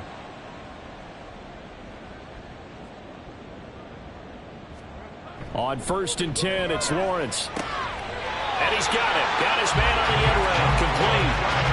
First down, Giants on a pickup of 14. A couple of first downs right in succession, and this is an offense that could really use a good drive, and they're off to a fast start here. Back-to-back good plays have them on the move on first down. Now a give right side. Holloway. And some solid footwork there as he'll take this down to about the 38. 15 more there, and they're on a roll. It's another first down.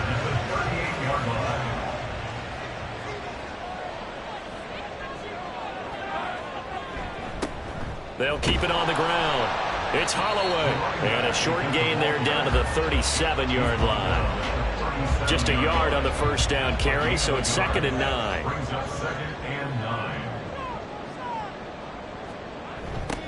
They'll try the left side. Holloway. Yeah, maybe a little over pursuit there as he's able to take this down to the 25-yard line. 43 yards rushing for him now on just 6 carries to this point.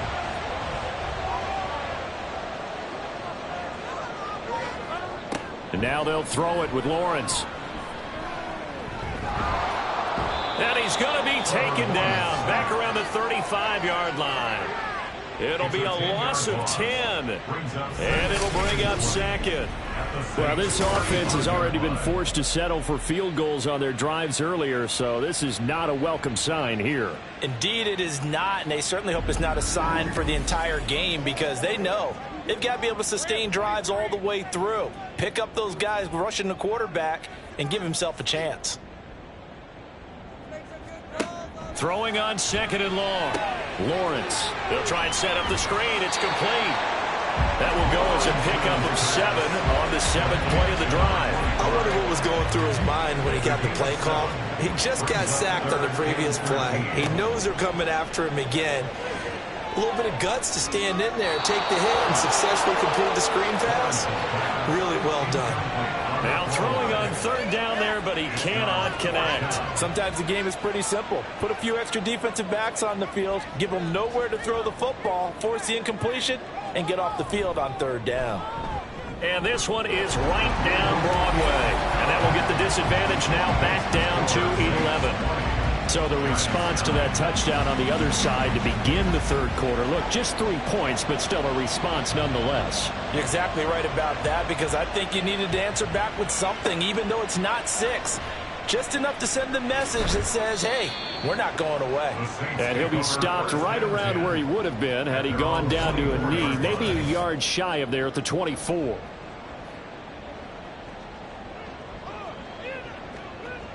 Getting set for their next drive, the New Orleans offense.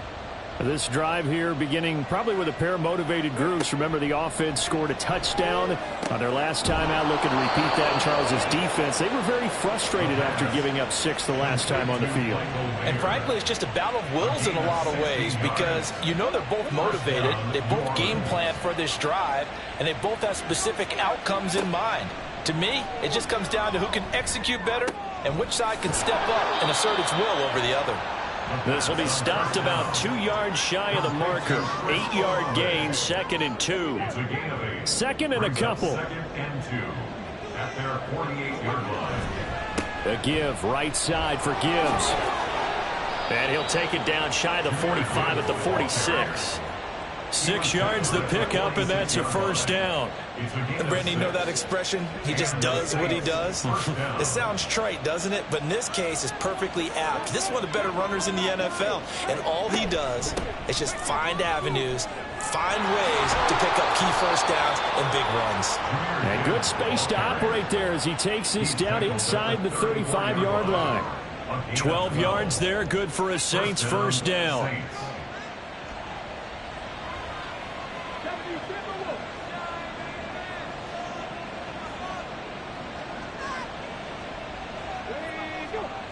He'll look to throw. He finds his man, complete. It's Gonzalez. And taking it to the 15-yard line before he's brought down.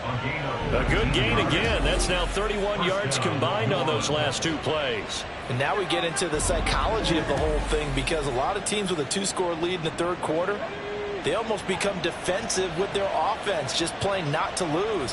I think with this team, you got to figure at this point, this is a great spot for them to go into attack mode, really try and put the hammer down and finish this one off. Now a throw to the end zone on first down, but it winds up incomplete. Had the right idea there, trying to throw it to the sideline, but he led him just a little bit too much, trying to get it out to his receiver. Ends up falling to the ground, incomplete. He'll try again with the arm here on second down. And he comes back with one complete. And able to break one tackle, but then quickly brought down. But a nice little gain. This will be the 8th play of the drive, and it's 3rd and inches. They'll look to throw again. Working the middle of the field, and he's got a man complete. And the Saints are going to have a 1st and goal coming up as they find a way to convert there on 3rd and 1.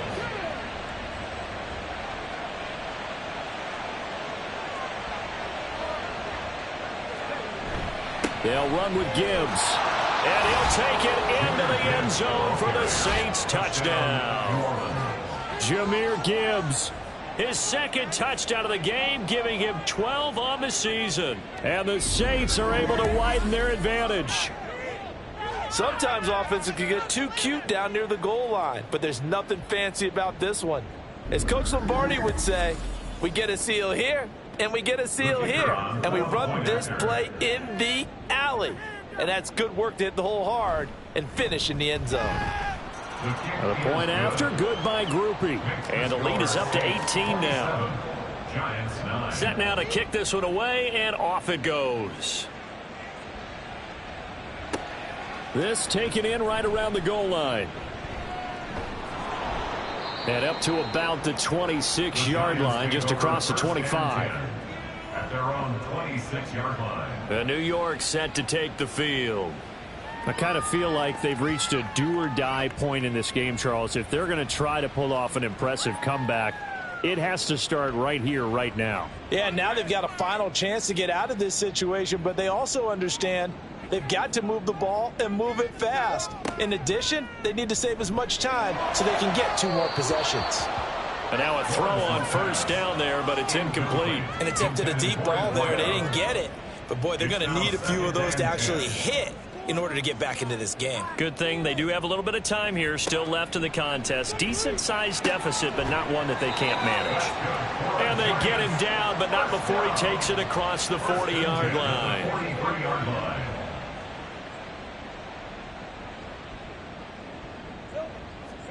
On first down, Lawrence.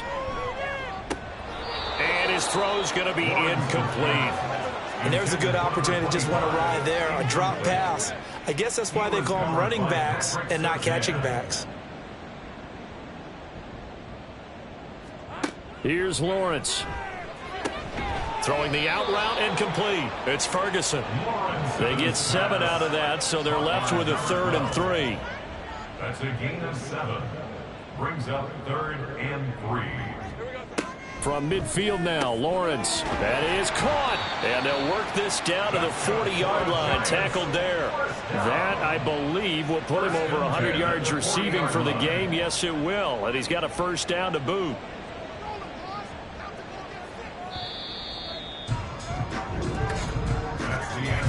One quarter remains here in Week 16. We'll return with more after this. This is the NFL, and it's on EA Sports. Welcome back now here in East Rutherford. It's the Giants with possession of the football, but needing points as we start quarter number 4. That's into a crowd and intercepted. Picked off by Pat Surtain. And the Saints are going to have it here as they'll start at their own 24-yard line. That interception may be the exclamation mark on what really all around has been a good performance. A fantastic performance. They will enjoy film session. Their grade should be very good on this one.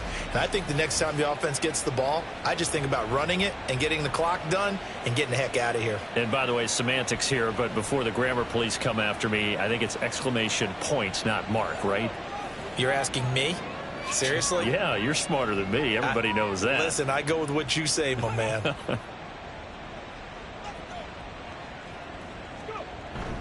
Drive starts with a run from Gibbs.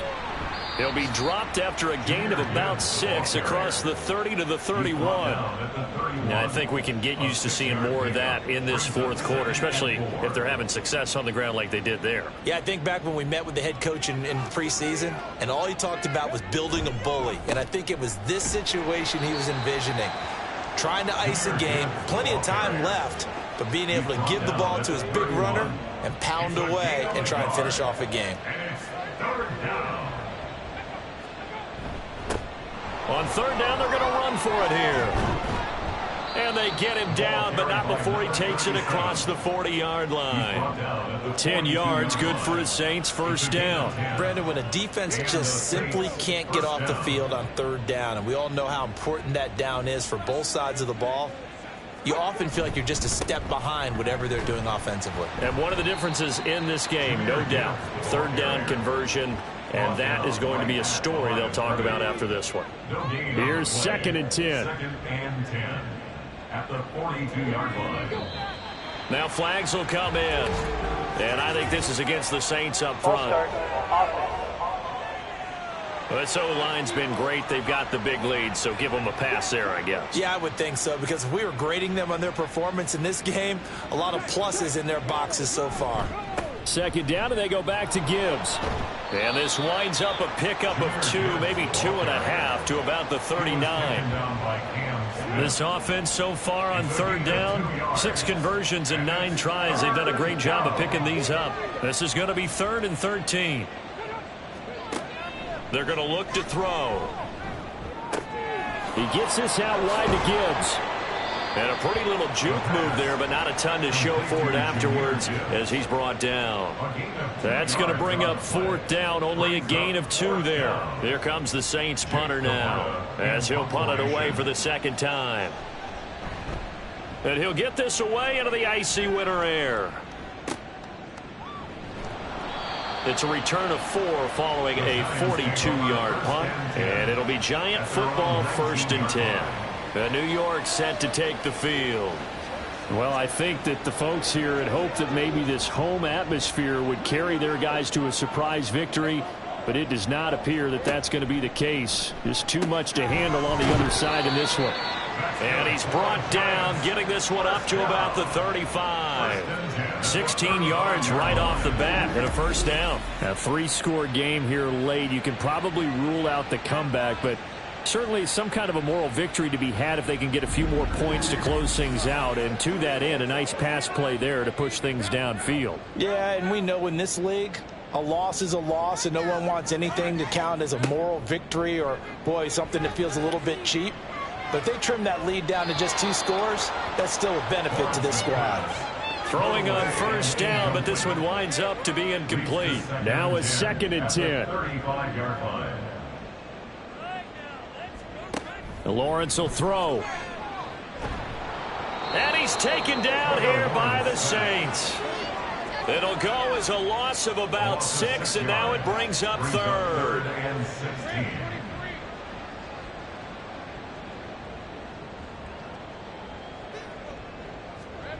Here's Lawrence to throw.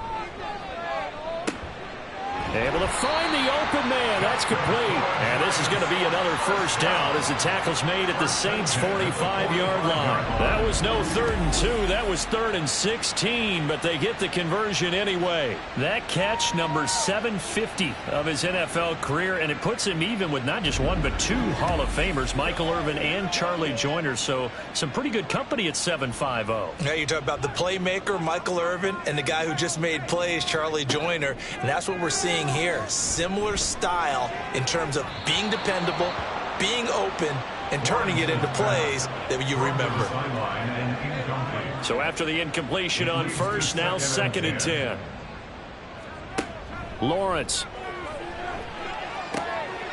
Over the middle, complete. That's Cohen. And this is going to be another first down as the tackle's made at the Saints' 23. Well, following the play now, they're going to stop the clock here as a man is shaken up. Well, always unfortunate to see an injury, especially this close to the end of the regular season. We'll step aside. Throwing now, Lawrence on first down. And he's got his man in stride, complete. And that's good for a pickup of 10 yards. And they'll be left with a 2nd and about a foot. It's 2nd and inches at the 13-yard line. Up the middle they go. It's Holloway, and he'll go down here at the 12-yard line. Only a gain of a yard, but that's all they needed.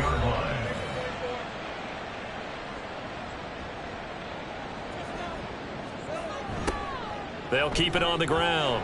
Holloway, and he'll be dropped at about the 11 after only a yard. Not too many offenses want to turn down long drives, but when you're down what they are, they've got to pay it off with some points. Now a handoff up the middle. It's Holloway. Now, during that run, an injury here. We've got one of those big blockers in some discomfort. But not what you want to see this late in the season. Medical staff is going to check on him, and we'll step aside for a moment. Now Lawrence to throw. Oh, he had him. He was open, but he couldn't get it to him. It's incomplete. So many times when we talk about coverage, we're just about a defender running with a receiver, but a big part of it is understanding where the football is, finding it. In this case, when it arrived, it wasn't a surprise, and he was able to bat it away. Now they go for it on 4th, but this one is going to wind up incomplete. The Giants go on 4th, but come up empty. And this long drive is going to wind up yielding nothing.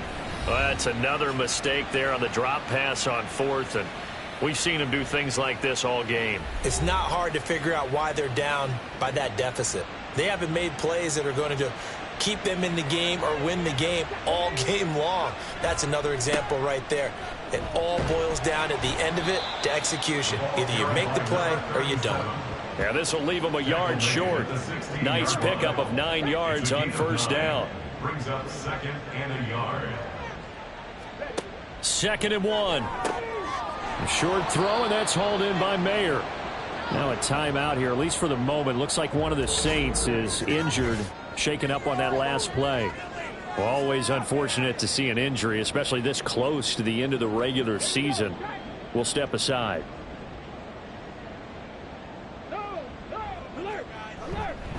Straight ahead with Gibbs here. And he's able to plow forward up to about the 29, just shy of the 30. 111 yards rushing for him now with a couple of touchdown runs to boot. Brings up 2nd and 3. Second down, and they go back to Gibbs. And this won't be enough to pick up the first. A gain of 2, 3rd and 1. He's brought down at the 31. A 2-yard gain on the play.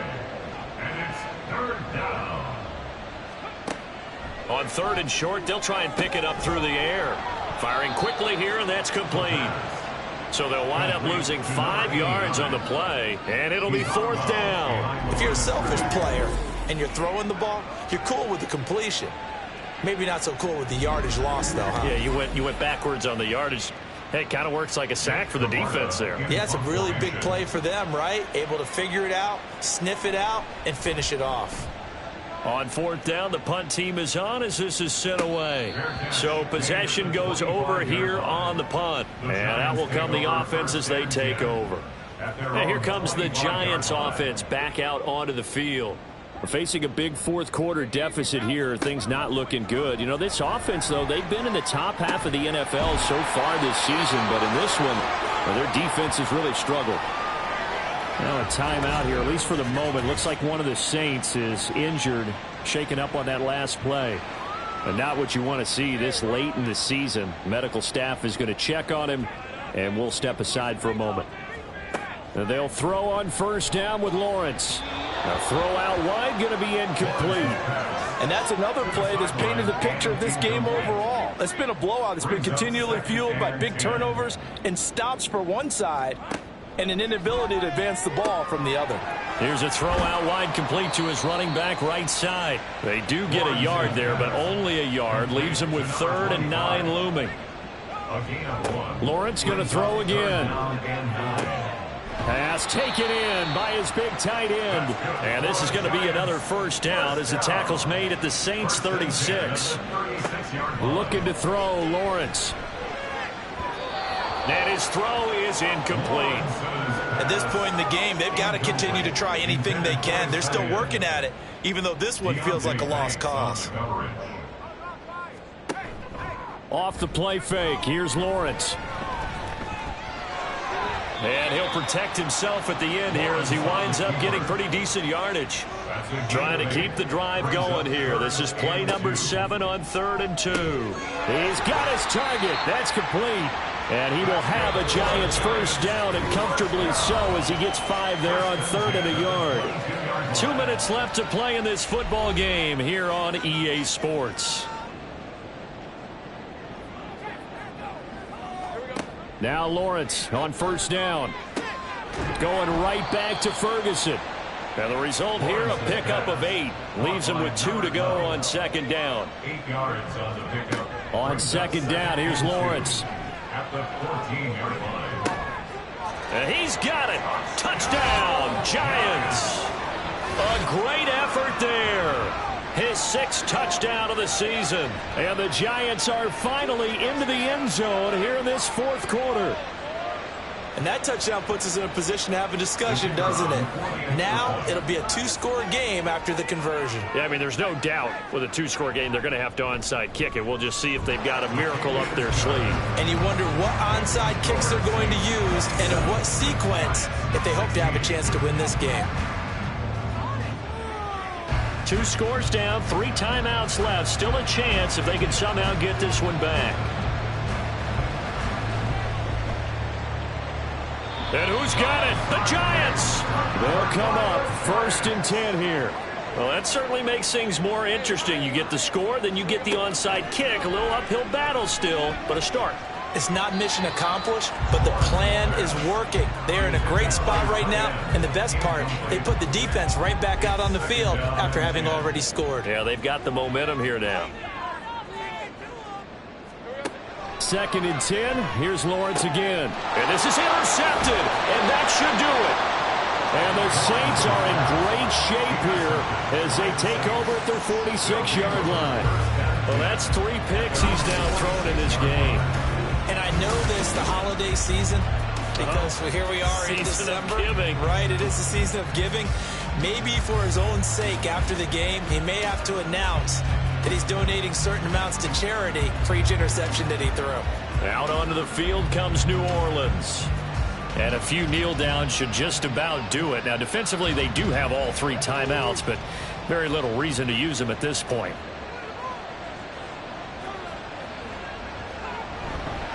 We've got to have 2 hands on the football here as they run on first down. And he's going to get this past the 50 and into Giant territory. Another run on second down, trying to cover up. And they'll get this just to the 47, 1-yard gain. Now a timeout called for by the defense. On third down, here's Gibbs. As he'll get it with still 1:20 left to go in the game. And he goes down, but not before getting this inside the 25. And hold on here, because on that last run, it looks like we have a player who was shaken up. Well, always unfortunate to see an injury, especially this close to the end of the regular season. We'll step aside. The D can only stop it one more time as they take the knee. The Giants going to burn their 3rd and final timeout as they'll talk things over prior to this upcoming second down play.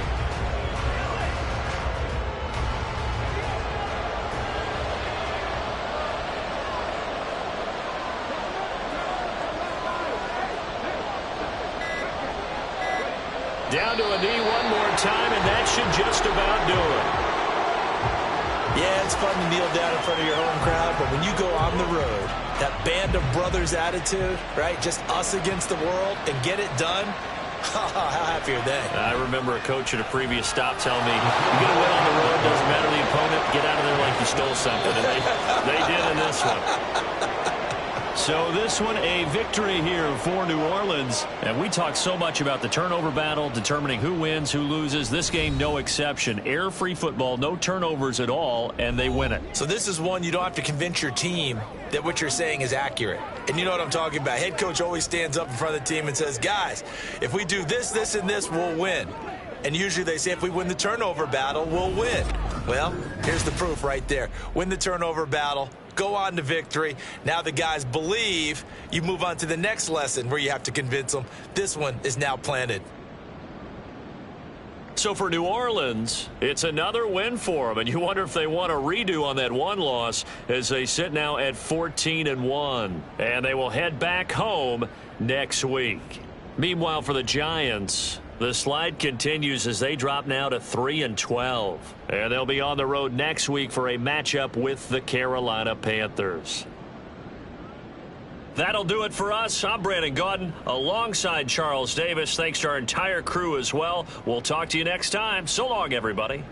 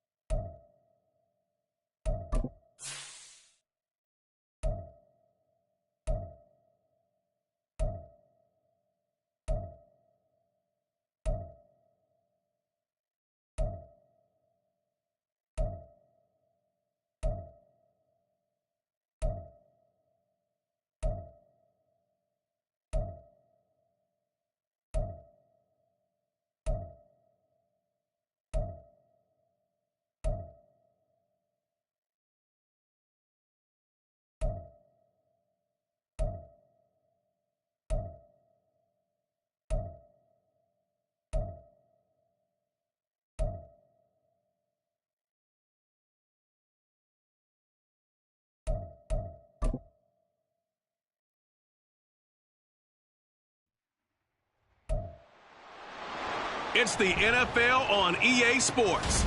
And we've got the Chargers' superstar wide receiver. He's on the doorstep of another milestone in a great season, approaching 1,200 yards. It's the Chargers and the Jaguars under the lights on Sunday night.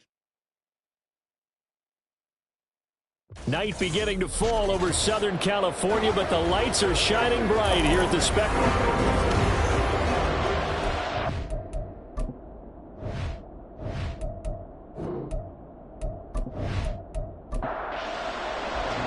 The holiday season is upon us. We've got the gift of the NFL as we're underway here in Week 16. And here comes a return from just beyond the goal line. And in hindsight, probably should have taken a knee as he only gets this out to the 16-yard line. So here's the Charger offense making their way out. And they are led out there by their mobile quarterback. We're seeing it more and more in this league, how teams love to have athletes back there taking the snaps, guys who can throw it and move around and get yardage with their legs if needed. He's one of the best examples that we see out there right now. He can throw for hundreds of yards one week and then run for 100-plus the next. He adds an extra dimension that really confounds defenses when he puts it all together. And before this second down play, we'll get a whistle, a signal, and a timeout. So as they talk it over, we step aside. That's dumped off to Pollard. And he'll be just shy of the 20 at the 19 as he goes out of bounds. This defense looking for an early stop. This is 3rd down and 6. Looking to throw. Open man here is Gentry. Big strides, look at him go. And down to the 7-yard line. They're able to convert on 3rd down, and that sets up a 1st and goal. Oh, my goodness. I'll tell you what, 3rd down, all you're thinking is, what can we do to keep this drive going to get enough yardage to move the sticks? You're certainly not thinking about taking this one almost the length of the field, but that's exactly what happens here. What a play, and what a change of fortunes. So 1st and goal now from the 7-yard line. They'll look to throw again. This will be caught at about the 6. And they'll get this from the 8 to the 5. Pickup of 3. And the ball smack dab on the 5-yard line. Here's 2nd and goal. They toss it down to Pollard. And he takes it in for a Charger touchdown. A great play there. Hitting double digits with his 10th rushing touchdown on the year. And the Chargers will claim the early lead as they're on the board first here tonight. Well, they move the ball down the field through the air, Charles, and then finally they get the running game involved, and it works to perfection. Touchdown. And, partner, I kept waiting for that running game to come into play, and they actually saved it until the very end. Touchdown goes on his stat sheet, but you and I both know, and he knows as well, his teammates airing it out made this a successful drive. Extra point up and good by Dicker. And it's now a 7-0 game. Taken at the goal line. And good coverage there on special teams as they'll get him down shy of the 20. So here's the first drive now for the Jags. And they'll be led out by their 8th-year quarterback. The secret to his game and his success, incredible chemistry with each and every one of the guys who catches passes with it. And not only does he ask them to stay after practice or meet him before practice, he actually demands it because he knows if they have that kind of chemistry built up. And this intercepted on the first play of the game. And he brings this one back. It's a pick 6 and a Charger TD. Well, we went from scoreless to 13-0 in a hurry. First, their offense had the touchdown, and now the defense comes through with one. You can't get a better 1-2 punch than that. Off a touchdown offense by getting one on defense. If they keep that effort up, you'll take the other sideline out of this one very quickly.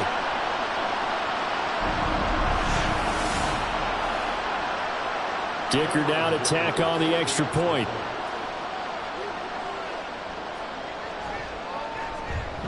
And it's good, and they have jumped out here to a quick 13-0 first quarter lead.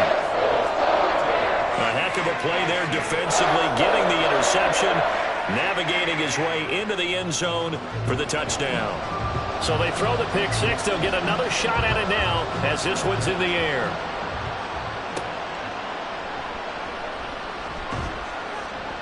And taken down just past the 20 at about the 21-yard line. So time to see Jacksonville get on offense for the second time here in this game. They find themselves in a good-sized hole here, and a good-sized hole early on in this game as they come up on first down. And they'll get to him quickly here as he'll get a yard, just a yard to the 22. A look at the numbers from last week for Miller. 25 carries, 114 yards, and a score. And when he went over 1,000 yards last week, you know what it did for their offense? It gave them a true identity because everyone's going to talk about this. The offensive line's going to take pride in it. Of course, the guy carrying the football will. But how about the coaching staff? When they go in and talk contracts, when they talk to reporters, hey, we had a 1,000-yard rusher this year. That means something in today's NFL. After an incomplete pass on second down, that'll leave him trying to convert on 3rd and 9. Throwing there, but this pass is going to wind up incomplete. 2 drives won't tell the story of this game, but you absolutely have to like how this defense has played thus far. They have yet to allow this offense to get on track in this one. He was only asked to punt once in the victory last week as he sends this one away. Taken from just outside the 30. It'll be a net of 40 yards following a punt of 44. And it'll be Charger football here as they take over. Heading back out, the Chargers offense. We get a peek at the playoff picture in the AFC. And for them right now, not a done deal. They are holding down one of the final 3 wildcard spots with 2 weeks to go. But you know, there are others, Charles, kind of nipping at their heels a bit. And Brandon, it's always worth keeping in mind, and I have to keep writing it down for myself. Remember, it's 7 teams in each conference now making the playoffs. So that brings more important games to the end of the season. So in theory, more teams alive for a postseason berth later in the year. They picked up 5 yards last time. Now they double it and get 10 here.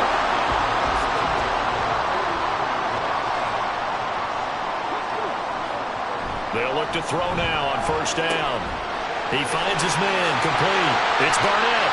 And he is out of bounds inside the 35. 17 yards on the catch and run. It's a first down. And this was a nice example of an offensive coordinator scheming his guy open. Just a little underneath route, just trying to free up some space, and it worked awfully well. Got him not just space, but plenty of room to run after the catch to pick up really nice yardage. They'll go with Pollard here on first down. Oh, a heck of a move. And he gets it all the way down inside the 10 and mark him at the 5. That one 28 yards on the ground. I hope we give enough respect to the big guys up front because they have been getting it done on this drive. The holes have been large, and they've been barreling through and picking up first downs. A throw there, but that's going to wind up incomplete. 2 of their 3 red zone trips so far they've come up empty on. They'll look to reverse that trend on 2nd and goal. Pollard, he'll take it up the gut. And he's going to get him about 3 yards closer. He's down to about the 2. He's already scored once. He definitely had his eyes wide open trying to get in there a second time, but I thought that was a really nice play defensively to deny him. Yeah, it was, as you said, keeping him away. And he's into the end zone. Touchdown, Chargers. A great effort there with his 2nd touchdown in this opening quarter. And the Chargers have moved out in front by 3 touchdowns. So 2 drives, 2 touchdowns here in this first quarter, and he's got both of them. Well, he's certainly setting himself up for a big game here, and I think if the play caller doesn't get in his own way, they should keep riding him the entire way of this game. Until the defense proves they can stop him, that's what I would call. Extra point up and good by Dicker. And that makes the score 21-0.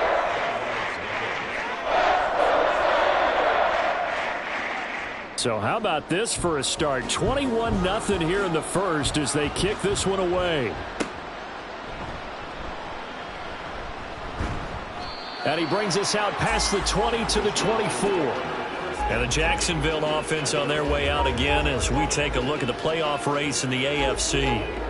Well, with 3 weeks left, they are in one of those 3 wildcard spots, Charles, but that spot is not clinched, and there's not a ton of breathing room for them. So the bottom line, They just need to focus on winning right now. Yeah, they totally have their eyes open, don't they? They know they've got teams trying to run them down. They can hear their footsteps. The question coaches ask guys in the locker room, do you have another gear left to pull away and lock in that playoff spot? If so, let's hit it. On second down, here's Miller. They'll get 3 as the drive continues. It's a first down. 2nd and 2 is prime time for a little bit of a gamble, isn't it? Open up the playbook, go play action, toss that bad boy deep. But in this situation, go ahead and give it to your back. Let him pick up a first down. Keep the sticks moving. Now this throw caught left side. And they're going to have this across midfield and inside the 45. And a nice gain of 21 yards. Well, these guys certainly need something good to go their way because this first quarter has been something of a disaster for them trying to move the ball. But that completion there maybe can get them focused and moving in the right direction. On first down, Dixon. They're connecting here with Pittman on the out route. And he's going to get a solid gain of 9 before being brought down. 2nd and right at a yard. From the 34-yard line, here's 2nd and a yard. Off play action, Dixon. That one complete. It's tanked down. And he's brought to the ground with another first down at the Chargers' 18. That one good for 16, and the drive will continue. So from inside the 20, here's 1st and 10 at the 18. Again, he'll drop to throw. Now, a quick throw there, but it's going to be incomplete. That pass just a little bit off. It looked like maybe he tried to force it in there. Game speed, always different, no matter what you do in practice. You can't simulate it, right? So your decision-making, everything has to be a little bit quicker. Sometimes it can throw you off until you adjust. They do get a couple, but they'll be left staring at a 3rd and 8 coming up. They'll stick with the passing game as he looks to throw. Oh, and his early struggles continue. Here's another one intercepted. And the return will stop him well inside their own 20 at the 15-yard line. And when a team advances as far as they did, got over the 50-yard line, don't you think that drive deserved a better ending? I think he needs to get with his coaches on the sidelines, make some immediate adjustments, and that's what you do. You don't wait. You do it from series to series because drives like that end with a turnover, that's multiple times they picked him off already in this opening half. The Chargers offense gets set. They head back onto the field. It has been about as perfect of a start to this game as these guys could have asked for, Charles. They've scored on their first 2 drives. They still haven't given anything up on the other side of the ball, so they can already make this a 3-score game here if they can come away with points on this drive. Yeah, they're almost pushing them to the brink, aren't they, partner? Almost to the point now where it's a loss of words for me, which I know would excite all of our viewers, but you're just not supposed to see that type of dominance so quickly in a game like this. Everything they've done has been working so far. Offense, defense, you name it, it's going well for them.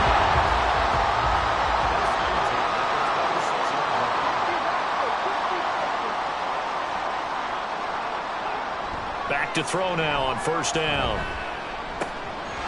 Throwing middle, and it's complete. And he gets this one just shy of the 40. They'll mark him down at the 39. So from the 39 now, they'll come up on a 1st and 10. They run straight ahead here with Pollard. And some pretty strong running there as he'll take this across the 50 and down to the 44. 60 yards rushing for him now as he has gotten the night off to a hot start. So in Jacksonville territory now. Here's a 1st and 10 at the 44-yard line. Swinging this out for Pollard. And this time he's able to take it down to the 42. 2nd down and 8.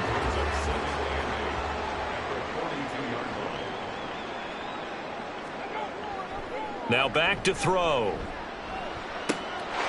Got a man, and he hits him in stride. And he's going to have another first down as the tackle's made at the Jaguars' 23. 19 yards there on the catch and run. Every now and then I can speak from experience because I do know, as a defender, it is awfully hard to stay with your man on these crossing routes because even if you don't get picked, there's a danger of being picked either by one of their receivers or maybe by your own defender. And on that play, that worked quite well. They go play action here on first down. Wide open receiver, complete. Touchdown. A great play there with touchdown number 12 on the year. And the Chargers add 6 to their lead. Boy, CD, what a start for them. Still in the first quarter. They're absolutely blitzing them. All the points that they put up, I'm not sure what you say on the other sideline right now. I think it's as simple as this, partner. The way that they're playing, there's no limits on what this lead could become. Extra point try now from Dicker. It's good, and they stretch their lead to 28-0 now. So that winds up a 7-play drive all told. And it winds up with a touchdown for Los Angeles. And his guys will get the football right at the 20-yard line. And out now comes Jacksonville as they get ready to go. They've got to be absolutely reeling right now. Couldn't have expected to be down this big this early. But that's the spot they're in as they come up to try again here. Trying to shake off the interception from the last drive. He'll look to throw. And he's going to get this one across the 30-yard line. 11 yards there for Jacksonville and a first down as well.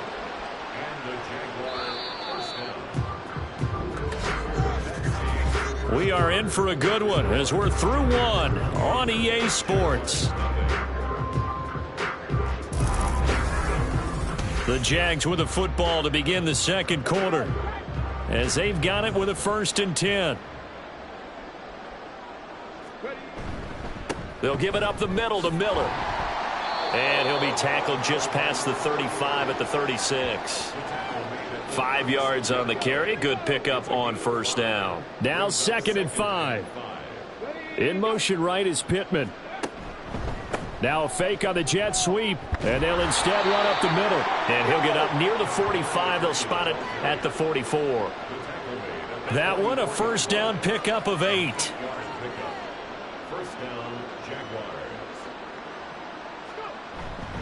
Again, it's Miller. On a determined run there as he's going to take this all the way down near the 40. That one a pickup of 15 for Jacksonville. This offense finding its legs now. Here's another 1st and 10. Now they'll switch it up here and look to throw. And he'll find Sutton on the right side, complete. The result, only 4 yards there on the play. And it's 2nd down. 4 yards on the pickup. 2nd and 6. And they'll run it from the gun with Miller. And he lost the football. And picked up by the Chargers. And his guys are going to take over at the 34-yard line. And a little careless there, Charles, on that carry. And it's not just having 2 hands on the ball. It's tucking it away. It's using your body to keep people shielded off. It's so many different things into taking care of it and having ball security. In that case, though, we didn't see it happen. There again is the running back as he trots onto the field. And it may just be the second quarter, but he's in his zone, well on his way to eclipsing that 100-yard mark. And when a back has a game, as we're witnessing right now, his name's going to be in the books, but it's really a collective deal, isn't it? Because that means he's getting plenty of blocking, a lot of help from his teammates, but he's making the most of it. Yeah, he's made the most of it to this point. 2nd and 9 now. Throws a quick hitter on the slant. That's complete. And brought down, but not before reaching the 45-yard line. On first down, he'll drop to throw. He finds his man, complete. That's Barnett. So the completion good for 6 yards, and it'll be 2nd down. Good throw, good catch, but I really like the route. The drag and being able to run away from defenders, hard to stick with them for that long. Yeah, better against man than zone, or? Better against man, because now you're running away from someone, and you're not running into a defensive player in another zone. It'll be a pickup of 4, good enough to earn him yet another first down.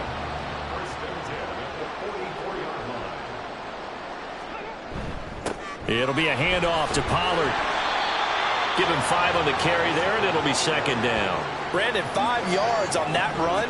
Let's get back to the huddle and make sure if you're a back, you spend time with your offensive line and give them credit. Hard to move those 300-plus pounders at the line of scrimmage, and they did for a second. And he can't get rid of it. He's taken down.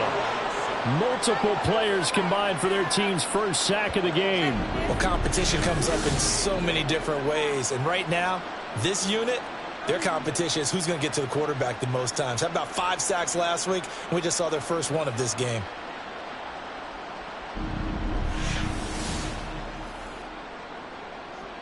The first down line at the 34 here on third down. They'll look to throw here. Work in the middle of the field, and he's got a man complete. And he's going to have another first down as the tackle's made at the Jaguars' 28. The Chargers passing game rolling a bit here. They've got another first. They'll look to throw here on first down. Oh, he's got a man wide open, complete. Touchdown, Chargers. A great effort there. 28 yards. And the Chargers are able to widen their lead here in this first half. So this now 34-0 with the extra point pending. And Charles, I thought these guys might have the advantage coming in, but I didn't expect this. Well, I'm glad we're going with full transparency here because I didn't either. I thought we might be looking at a 24-20 type game, maybe 13-10 at the half. But this has been total, utter domination. Extra point up and good by Dicker. And the rout is on here in this first half. Out is the kickoff unit as they run up and send this one away.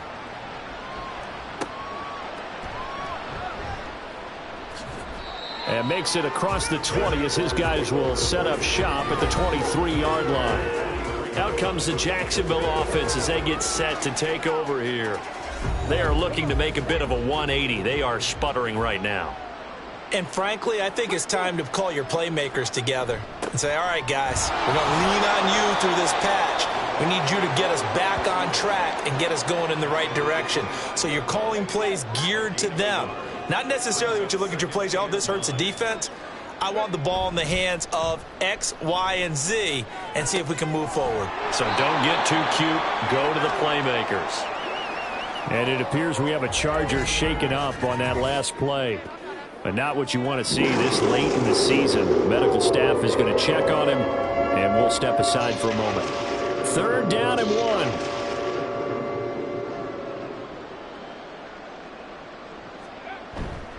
They'll try to run for it with Miller. And he will have a first down here at about the 40.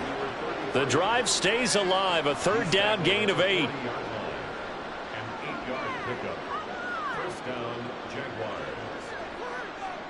They're motioning left. That's Pittman.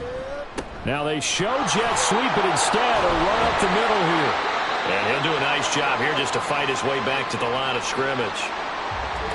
Well, hang on here a second. Looks like a Jaguar in some obvious discomfort from that last play.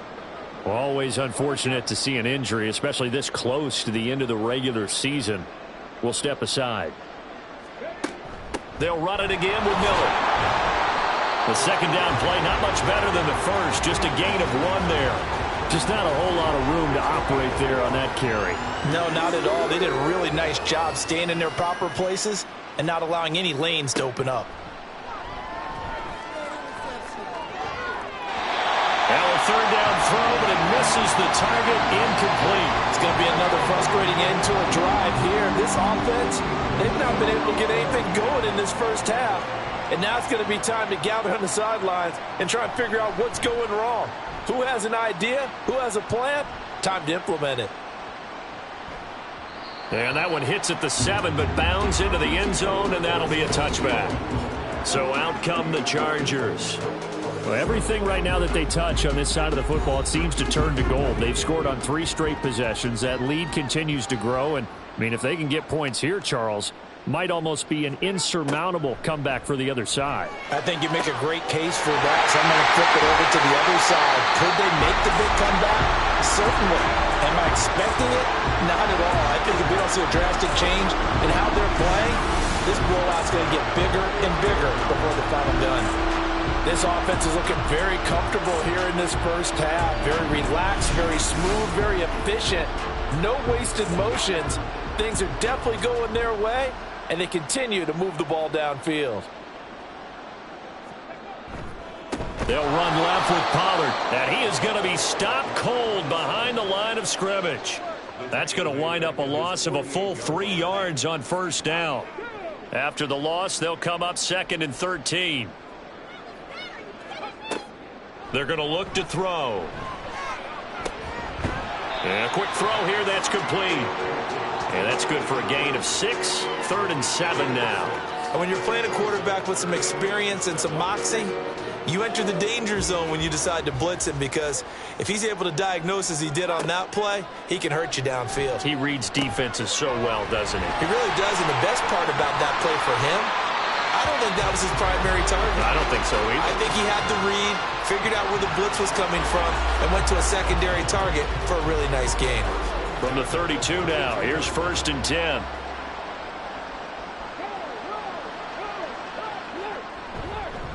Now a give here to Pollard. And he's going to be met at the line of scrimmage and taken down. Officially no gain on the play, and it's 2nd down. Gain on the play brings up 2nd and 10. At the Jaguars' 32-yard line. They'll set up to throw. Throw left side complete. That's Barnett. And he is out of bounds inside the 30. 2 minutes remaining in this first half of football. Play number 7 now coming up on the drive. 3rd and 5. Back to throw here. Able to find the open man. That's complete. And he is going to have the Chargers first down. They needed 4. He doubled that. He wound up getting 8. Well, they've had a great, impressive drive going here. That pickup ensures the drive continues. And not only do you continue the drive, which is demoralizing for the guys on the defensive side of the ball right now, but you make your own defense happy. They're able to get a little more rest over on the sidelines while this one continues downfield. That's going to be caught at the 10-yard line. And he gets this inside the 10 to the 9. It's also a gain of 9. Line of scrimmage, the 9. 2nd and about a yard. At the 9-yard line. Back to throw again. Over the middle into traffic, and that's complete. And the Chargers are going to be looking at 1st and goal as they move this down to the 4-yard line. Now a timeout called for by the offense as they get the stoppage with just under 50 seconds remaining in half number 1. A chance to really cap off a big first half here as they come up on 1st and goal. He'll look to throw. To the end zone, but it's incomplete. They may be snapping the ball near the goal line, but all you're thinking defensively, keep them out of the end zone. Force the incompletion, force them into going for 3, and not giving up 6.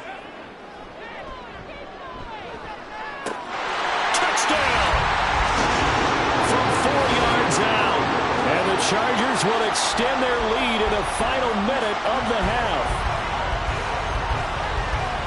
Well, that's just how they drew it up, CD. His first read was there, got it to him quickly, and into the end zone. Absolutely excellent execution by all involved. And the coordinator, got to give him credit, found the perfect play call. Quarterback let it fly as soon as the target came free, and his guy made a nice catch. Just how you draw it up in practice and then execute it in the game. Extra point up and good by Dicker. And the route is on here in this first half. The kick unit on here for the Chargers as they will send this one away. Taking it about the 1. And he returns this to the 22.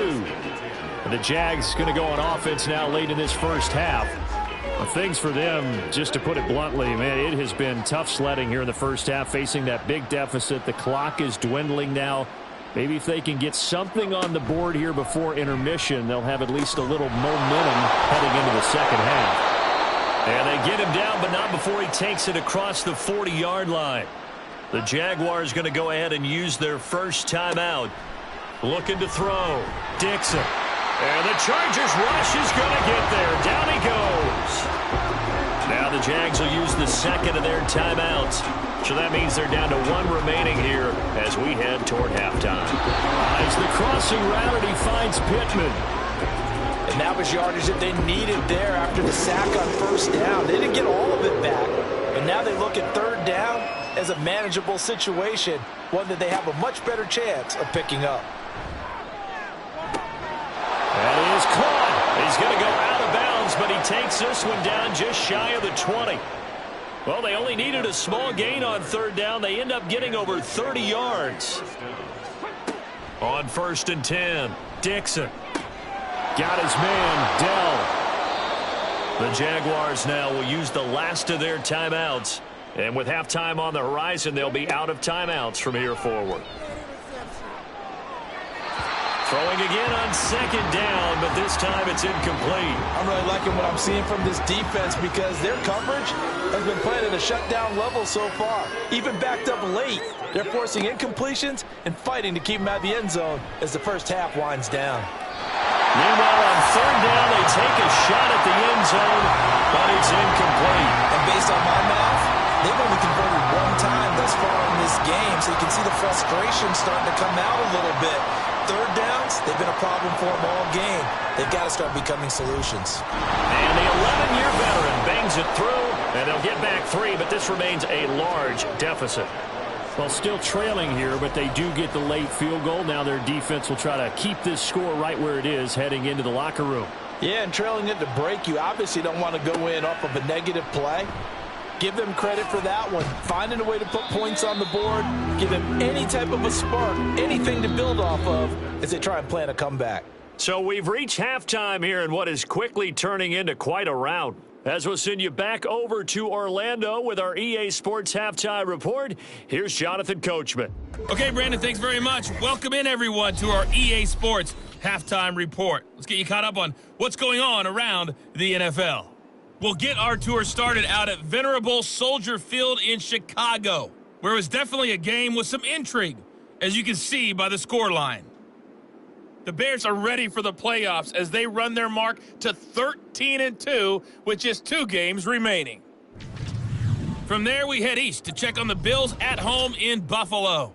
And they were winners in that one over the visiting Carolina Panthers. Jalen Hurts, 4 touchdown passes in the victory.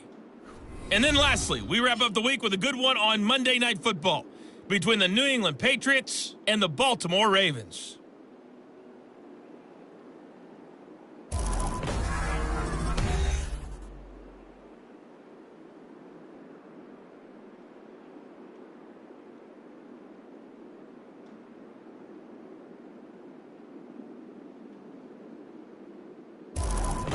All right, Coach, thanks very much. Fine work as always as we welcome you back for quarter number 3. The Jaguars with work to do. They trail here as we are back underway on EA Sports.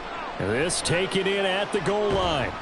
And he won't quite make it to the 25. The Jaguars ready to get going to start quarter number 3. And they have a mountainous deficit looming in front of them. It was really, Charles, a disaster of a first half. So where do they go from here? Well, first thing they have to remember is that what's done is done, and there's no going back. And now you have to play this drive by drive. Obviously, come back in this spot, pretty unlikely. But you still have to go out, take pride in your work, and try and put something together here in the second half.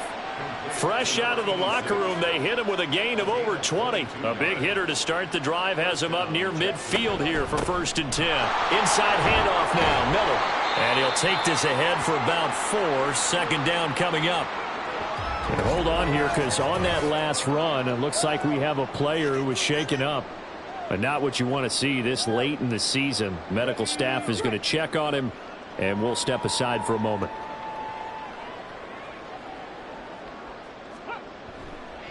On the counter, it's Miller. And he's going to get across midfield and into Charger territory.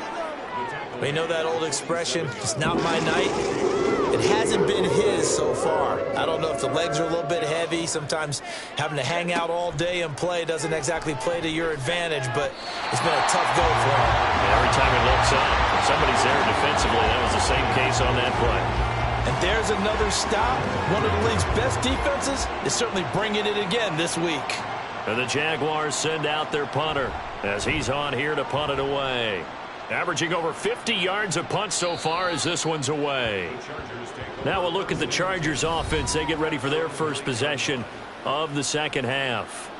Well, this offense, this team, they are rolling right now, Charles. They've scored on 3 straight possessions. You look at the scoreboard, and they pretty much right now got this thing on cruise control. Yeah, and this is that time of game where you and I have to be prepared, right? Isn't this kind of like that empty the bucket time where you have to go into your blowout material and make sure we have some different things? That's what we're staring at right now, the way this one is going. On second down, it's Pollard. And they'll get him down here at the 23. 4 yards the pickup, first down.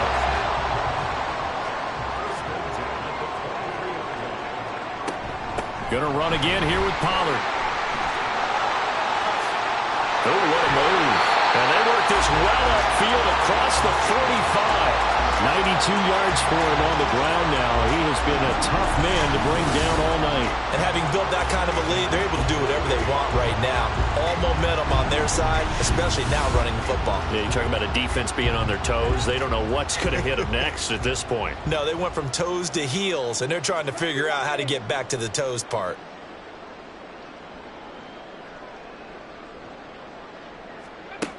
Now on first down, he'll drop to throw it. He finds his man, complete. It's Barnett. And all the way in for a Charger touchdown. A big play there. His 10th touchdown of the season, second of the game. And the Chargers have got it on cruise control.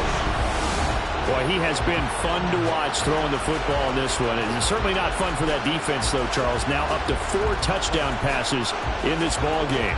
Yeah, we're supposed to be neutral, but I'm feeling their pain right now because he has absolutely carved up this secondary. A clinic on how to attack a defense and take them out of the game. Extra point up and good by Dicker. And the lead grows even larger here in the third quarter. The kickoff team on the field now as they will send this one away.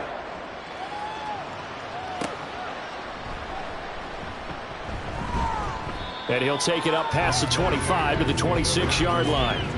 And out now comes Jacksonville as they get ready to go.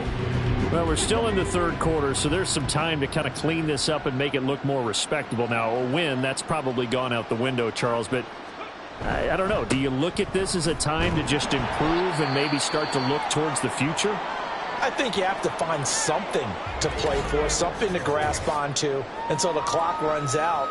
But, Brandon, we've been around this game a long time. This is an outlier. You don't get many blowouts like this no matter how the game looks on paper going in.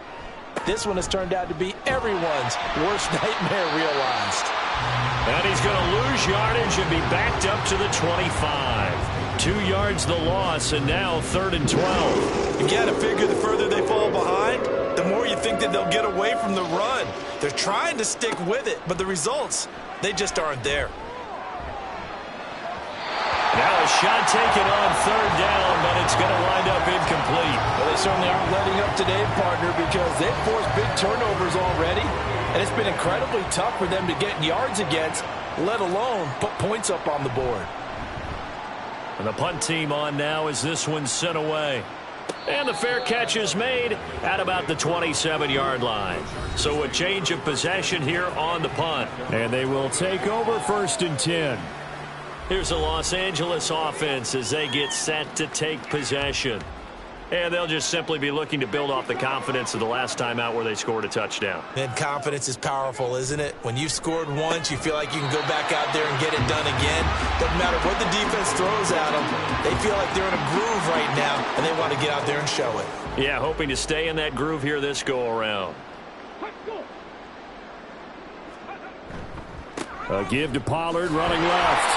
And he'll get it out near the 40 to the 39. They'll get 3 as the drive continues. It's a 1st down.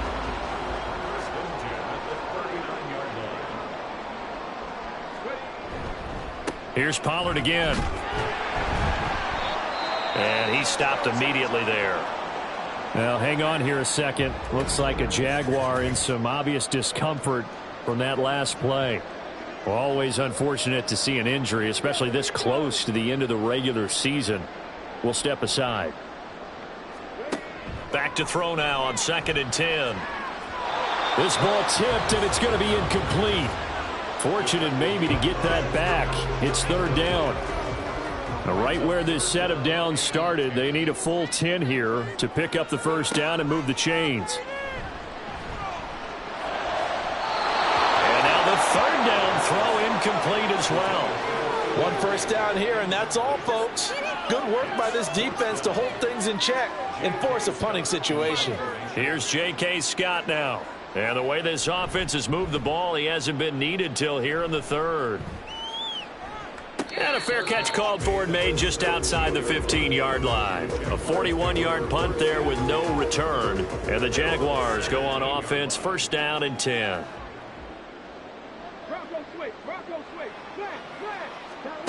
Throwing to start the drive. Dixon. And that'll be off the mark, too far out in front, and it's incomplete. Just what they need, a lecture from me, but subpar offense is what helped get them into this spot. And now they're continuing the trend with incompletions. That won't get them out of it if they don't change something soon. And good yardage as he gets this one up to about the 23.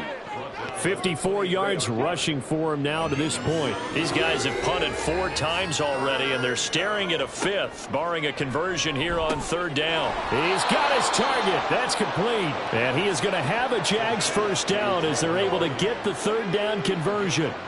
From the 32 now, here's first and 10.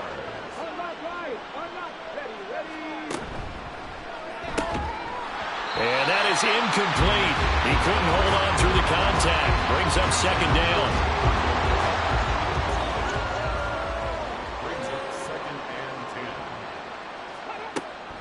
Back to throw. Dixon. And this one is incomplete. He's had trouble finding open receivers all game, CD, and that's because really there hasn't been many. This defense has been all over him. Yeah, they're one of the better defenses in the league, and every time I talk to someone around the NFL, they all say the exact same thing. They're so fundamentally sound, it's hard to execute against them. And he'll be out of bounds, but able to get it up past the 45. 2 first downs have him up near midfield now on first and 10. Now a handoff to Miller. He's tackled a yard short of the marker. Good gain of 9 on first down. That's a strong pickup right there on first down. And as this drive goes on, we're seeing an offensive line and running game imposing its will. Off the play fake. Dixon. And his pass incomplete. And the passing windows are just not there. That's just another example of how great this defense has been all game long. And that's exactly what a top 10 defense can do. They can really change the game tempo and frustrate you as you try to execute offensively. And he will have a Jaguars first down as they're able to convert by plenty there on 3rd and 1. Still in search of their first touchdown of the game, but they're on the move. 1st and 10. Now Miller, he's had a big workload here tonight. And they'll get 8 out of this before being stopped at the 28. Well, hang on here a second. Looks like a Jaguar in some obvious discomfort from that last play. But not what you want to see this late in the season. Medical staff is going to check on him, and we'll step aside for a moment. To throw on second down, Dixon. Throwing quickly there, but it's incomplete. A couple extra tight ends in the formation here as they line up 3rd and 2. Off the bootleg, Dixon. Quick hitter here, it's complete. And he's brought to the ground with another first down at the Chargers' 19. And they get 10 yards there and convert on 3rd. A first down carry now for Miller. And they've got it inside the 10 at the 8. 11 more yards that go around, a first down as well. First and goal, Jacksonville.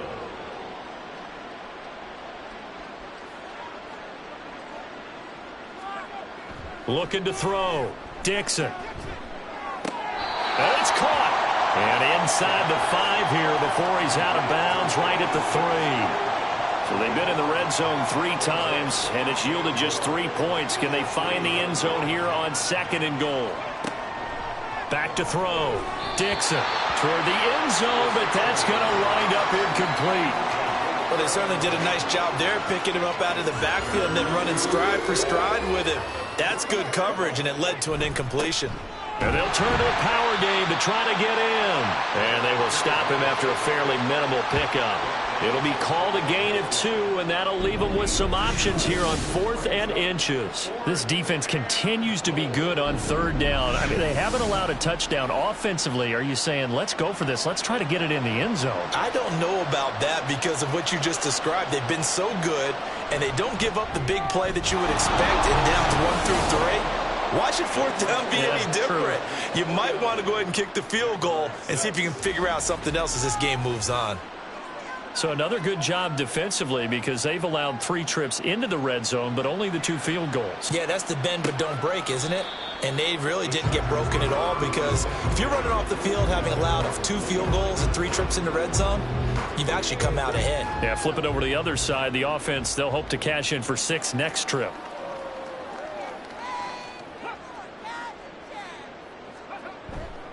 They'll run with Pollard to begin the drive. And they'll get it all the way up about 5 yards shy of midfield. 115 yards on the ground for him now as he's done that on 15 carries. The big play to start him out. Has him at the 45 already.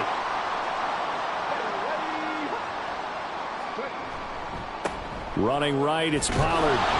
And maybe a measure of revenge there. He's had his way in this one, but this time they get him behind the line. He'll lose a yard there, and it's 2nd and 11.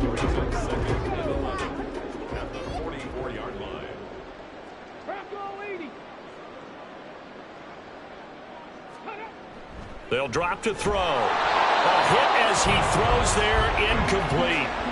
I think he had to unload that one before he wanted to. He was right up in his grill. I think he was a dentist there without a license, don't you? Just not enough time for the play to develop. Just lucky it wasn't a fumble, really. Got a man over the middle, and it's complete. And he's going to have another first down as the tackle's made at the Jaguars' 33. A nice pickup of 23 on the 3rd down conversion. With the kind of game he's had so far, you had to know that on 3rd down that they would be looking his way, and they did, for big yardage and a first down. I think the defense fell asleep at the switch on that one. I would have doubled him, tripled him, anything to keep the ball out of his hands. They'll go with Pollard here on 1st down. And a hard-working run here as he's got it inside the 20, down to the 17. Another nice gain, 16 yards there, and a first down again.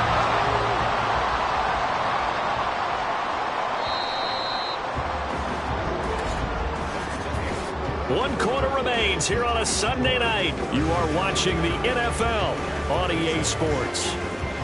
Back now at SoFi Stadium in Inglewood. And this is a blowout so far as we get set for the 4th quarter. A very one-sided affair. They'll look to throw now on 1st down. Open man here is Gentry. And the Chargers are going to have a 1st and goal coming up as the tackle made at the 3-yard line.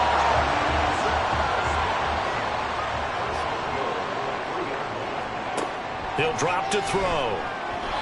Looking end zone, but it's incomplete.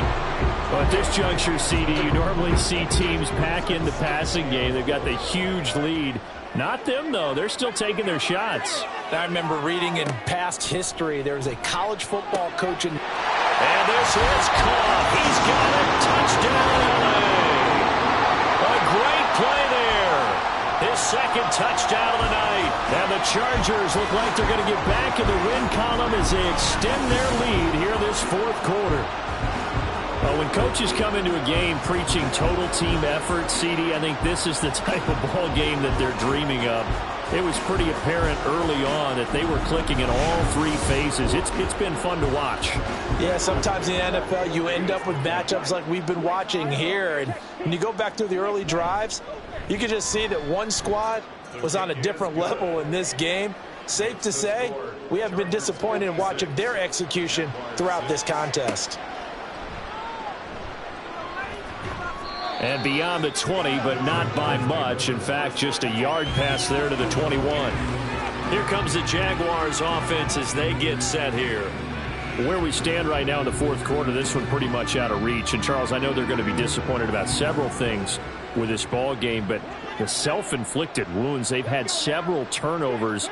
You would have to think that's going to be something they're going to discuss heavily in the film session in the coming days. You're absolutely right about that, partner, because they're going to have to sit in that film room and watch every error that they made and figure out how to not do it in the future. And mentally, I think a lot of the guys are already starting to think about, okay, how do we put this behind us and get better for the next time out?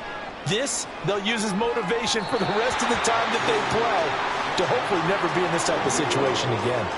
Now a deep ball there on second down, but it'll wind up incomplete. On third down, Dixon. Wide open receiver complete. And he is going to have a Jags first down as they're able to get the third down conversion. From the 32 now, here's 1st and 10. They'll look to throw again. Finding Sutton on the out route who makes the catch. And he goes out right around the 39. Ball on the 39. Here's 2nd and 3. A 7-yard pickup brings up. They'll stick with the passing game as he looks to throw. On the throw, led him too much that time. It's incomplete. The coverage keyed in on him since that last completion his way. He earned a little more attention on that route, and that made it a lot tougher to get a clean throw his way. He's got his man. That's Dell. And he will have a Jaguars first down. They needed 3. He doubled that. He got 6. A pair of first downs gives him a 1st and 10 up at the 44. Again, he'll drop to throw. And he's got his man in stride, complete. They like going to him in the slot. He catches another one. I think this comes under the heading of, until they stop him, why not go back to it? He has something going really well. Great working relationship with the guy throwing the ball, and they keep making the connection. Now he dumps this off over the middle, and he's brought to the ground with another first down at the Chargers' 32-yard line. First down, Jaguars. Operating from the gun, Dixon. Finding Miller once more, complete. So 5 yards here, 5 on the play, and that'll make it 2nd down. It's a gain of 5. Brings up 2nd and 5 at the Chargers' 28-yard line. They'll give it up the middle to Miller. Down to the 25. 3 yards is half of what they needed. Now can they get the other 3 here on 3rd down?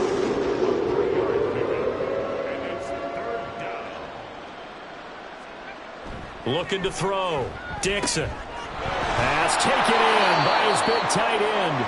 And he's brought to the ground with another first down at the Chargers' 15-yard line. Now, hang on here a second. Looks like a Jaguar in some obvious discomfort from that last play. Always unfortunate to see an injury, especially this close to the end of the regular season. We'll step aside. A shotgun handoff now to Miller. And he is met in his tracks behind the line of scrimmage. It's a loss of 4 there, bringing up 2nd down. I think this offense, specifically this running game, they're going to have to find a way to turn the page because they haven't found a way to run it effectively thus far, and it's cost them. Looking to throw on 2nd down. Dixon. And Sutton hauls it in over the middle. And they'll work this down to the 15 for a pickup of 4.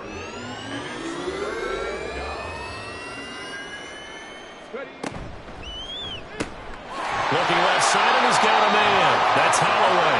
And they'll get him down 2 yards shy after a pickup of 8. 4th and 2. They'll turn things over to Brandon Aubrey now for the field goal. From the left hash, should be a fairly easy one here. And his kick is good. And they'll get back 3, but this remains a large deficit.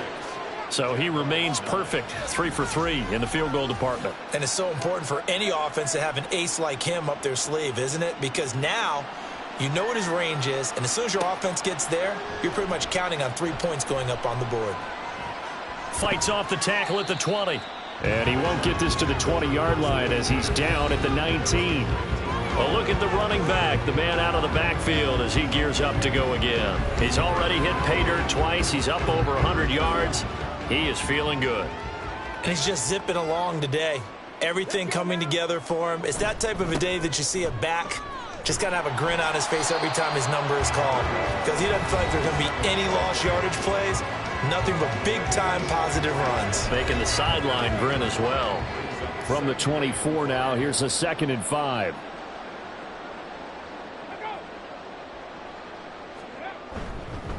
Pollard going to try the right side. Still a couple yards short of the first as the 3-yard gain brings up a 3rd down. We've called a lot of games, but we don't normally talk about inside linebackers being that fleet of foot, do we? No, he was able to get outside there to make that play. Yeah, and you know what makes them faster? Their ability to read plays, understand what offenses are trying to do, and put themselves in proper position. And it would appear he's going to be short of a 1st down as he stopped right around the 29.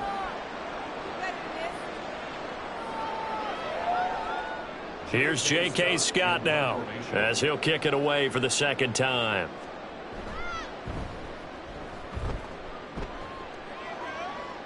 Fair catch signaled for and taken just shy of the 30-yard line. 37 yards on the punt with no return. And it will be 1st and 10 as they take over. So 1st and 10 now from the 30.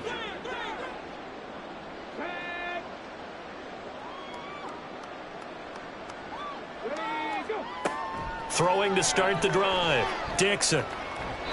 Throwing middle, but it's incomplete.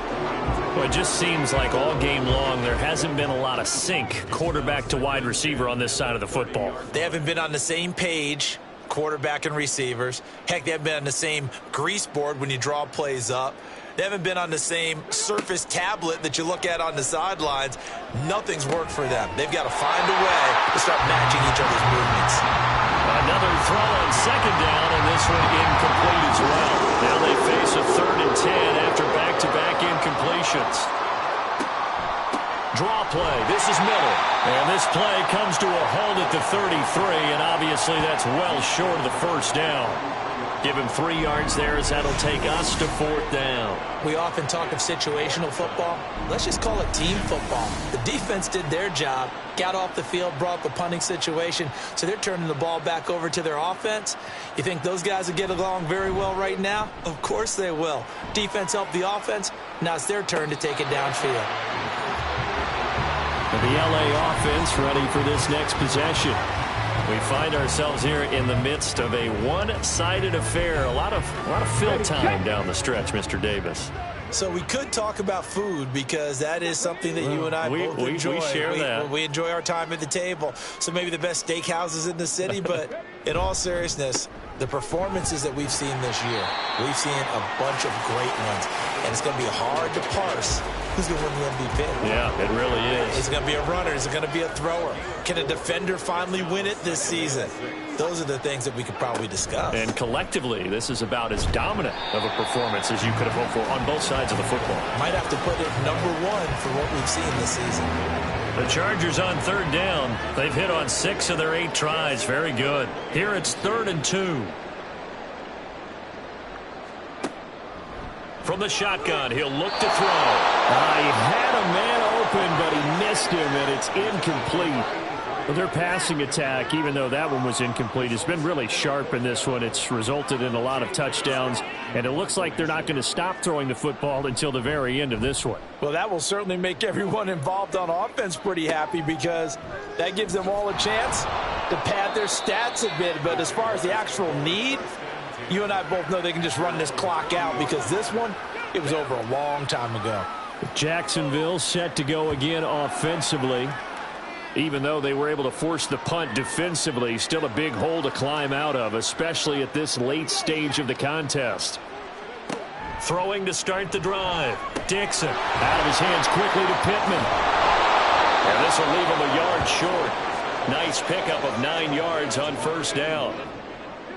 From just shy of midfield, here's 2nd down and 1. At their 49-yard line. Operating from the gun. Dixon. A quick throw there is incomplete. I think he could have scanned downfield forever, but there wasn't anything available. Ends up throwing an incompletion, and I think he'll take that. They'll look to throw for it on 3rd and 1. And he's going to be intercepted for the 3rd time thus far. So the ball changing hands on the interception, but meanwhile here we do have an injury on the play. And not what you want to see this late in the season. Medical staff is going to check on him, and we'll step aside for a moment. So the ball down to the 16 here for 1st and 10. Pollard will take it up the gut. Credit him with a 1-yard gain there to make it 2nd and 9. Just 2 minutes remaining here in the 4th quarter of what has been a one-sided affair. So it's Charger football as we welcome you back from the 2-minute warning. They've got a 2nd down now as they look to salt this one away. 2nd down, Pollard again. And maybe a measure of revenge there. He's had his way in this one, but this time they get him behind the line. It's a loss of a yard, so it's back to 3rd and 10.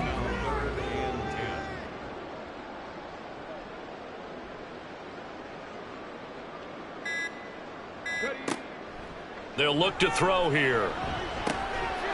Got a man, and he hits him in stride. And I don't think he got there, no.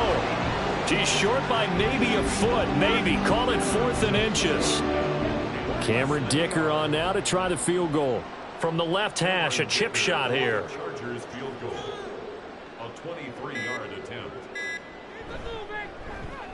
And this one is right through. And that will extend their lead even further.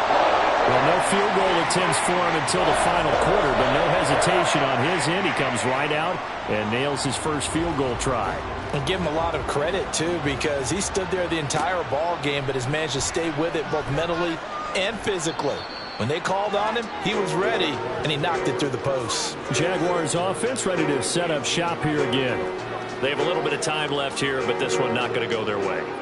And this is where, in this situation for me, you just go ahead and run out the clock, shake hands, congratulations, and move on. Because now, you're not going to make up for what's happened during the game in this last sequence. We'll see what they do here in this last sequence. 2nd and 10. It's 2nd down and 10. Throwing again. Dixon. And his throw here is incomplete. It's been that kind of a day so far throwing the football. It just seems like nothing going right offensively. Yeah, it's a catch that should have been made, pure and simple. And look, everything else that goes into running a good pass route, throw it all out if you don't catch the ball. Been that kind of game throwing the football so far, nothing going right offensively. Nice call by the defense there on 3rd down. Just flood the field with extra defensive backs in their dime package. Nowhere to go with the football. Forces the incompletion. So they're forced to punt on 4th as this one's away. Take it at the 37. It's a 43-yard punt, a return of 5. And control of the football, switching hands here with very little time remaining in this contest. They'll start this drive out on the ground. It's a 6-yard gain on the ground, and that'll make it 2nd and 4. Well, fans usually love to see scoring, and there's no shortage of it today. What a dominant showing from an offense that was truly playing at an elite level in this contest.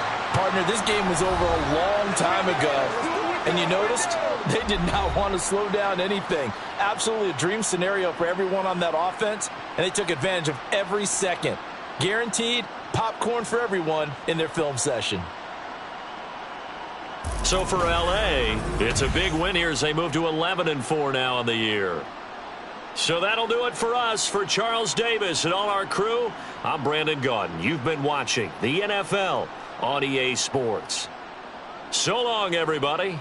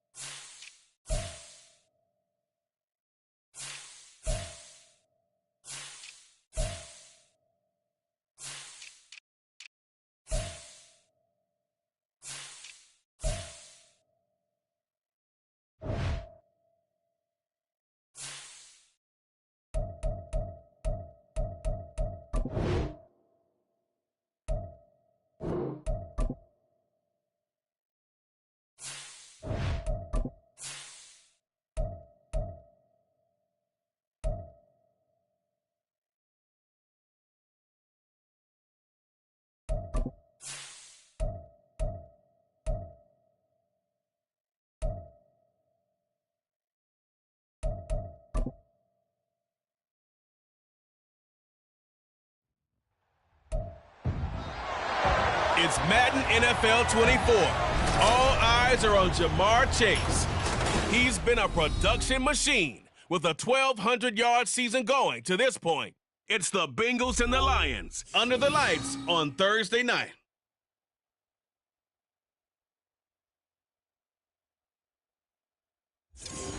First opened in 2002, there's a look inside Ford Field here in downtown Detroit, the Motor City. Tonight we begin the final stretch. Week 16 starts here as it'll be the Cincinnati Bengals taking on the Detroit Lions. Along with Charles Davis, I'm Brandon Gaudin. And, Charles, we look at this Lions team entering play. They come in the midst of a pretty bad stretch here, losers of 5 straight. So many different reasons teams hit the losing skids, but the best way out of it, something has to happen positive early in the game. Meanwhile, for the...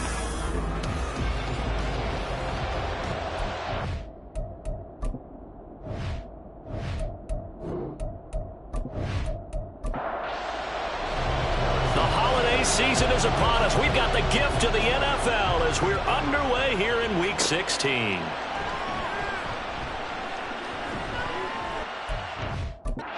Tackle just shy of the 25. Here come the Bengals now to take over. And a look at a guy, definitely got a little razzle-dazzle to him. Can do it with his arm or his legs. Their mobile QB. And for how good he is throwing the ball, it's his running that makes him so dangerous. He had a couple of touchdowns on the ground in last week's game, so we'll see what they dial up for him for this one. They'll come out throwing here on first down. That one, and it's a fumble. And they get him down, but not before he takes it across the 40-yard line. And the defense not able to get it. From a defensive perspective, what's that moment like when you realize the ball is loose? It is a moment where all concentration goes right to the football. This is something you've talked about in all your preparation for the game. And you probably talked about since training camp. Knock the ball free, take it away from the other team, and now you have that chance. It's a little bit of deflation when they end up recovering it. They knocked it free, but couldn't take it away. Back-to-back good plays have them on the move on first down. He'll look to throw. And this one almost intercepted. Not a good throw there. Nearly an opening drive INT. So now 2nd and 10 after the incompletion on first down.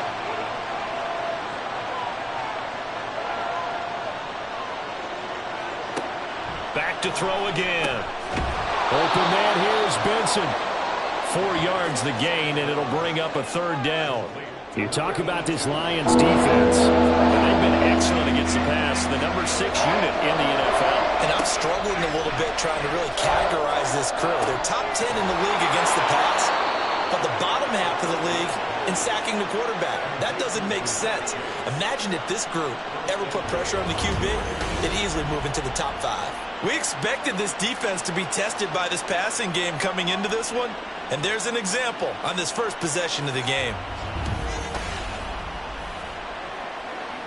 The chain gang hustling to catch up. Here's 1st and goal from just inside the 10. Back to throw here. Open man is Higgins, and he's got it. Touchdown, Cincinnati. A great effort there. His 11th touchdown on the year. And the Bengals put the Knights' first points on the board as they take the early lead. With these Thursday night games, sometimes you get those quick turnarounds. You wonder how a team's going to start. They started really well. Everyone's always wondering, going into a Thursday night game, who has their legs, who has the overall health of a team. But mentally, if you get that early edge, the other team might think to itself, it's been a short week. We're not really ready to go. You might run them into the ground that way. That's why getting that early score means a lot.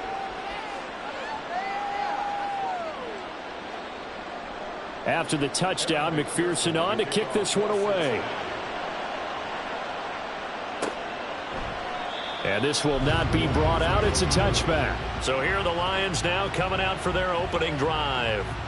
And at quarterback from the University of Oregon, it's Justin Herbert. And there was a positive in last week's loss. No interceptions thrown by him. But he only threw 1 touchdown pass, and you know he wants that to improve. He might even consider that as part of the reason that they couldn't take the win last time out.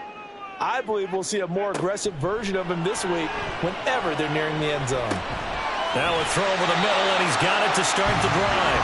And he's going to be dropped following a pickup of 7 past the 30 to the 32. They'll operate from the 32-yard line here, 2nd and 3. Now a give, right side.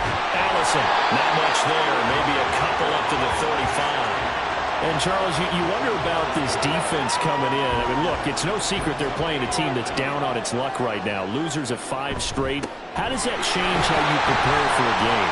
Well, to me, the first thought is you just get after them early, right? Take away any chance of them building any confidence. But the second thing is you prepare a little bit differently. You got to expect this team to take chances, go for it on 3rd and 4th downs, run a lot of trick plays, anything to try and break their losing streak. So you must stay alert and stay aware. Here's a throw to his running back. It's complete. Give him a gain of 5 on the completion, and it's 2nd down.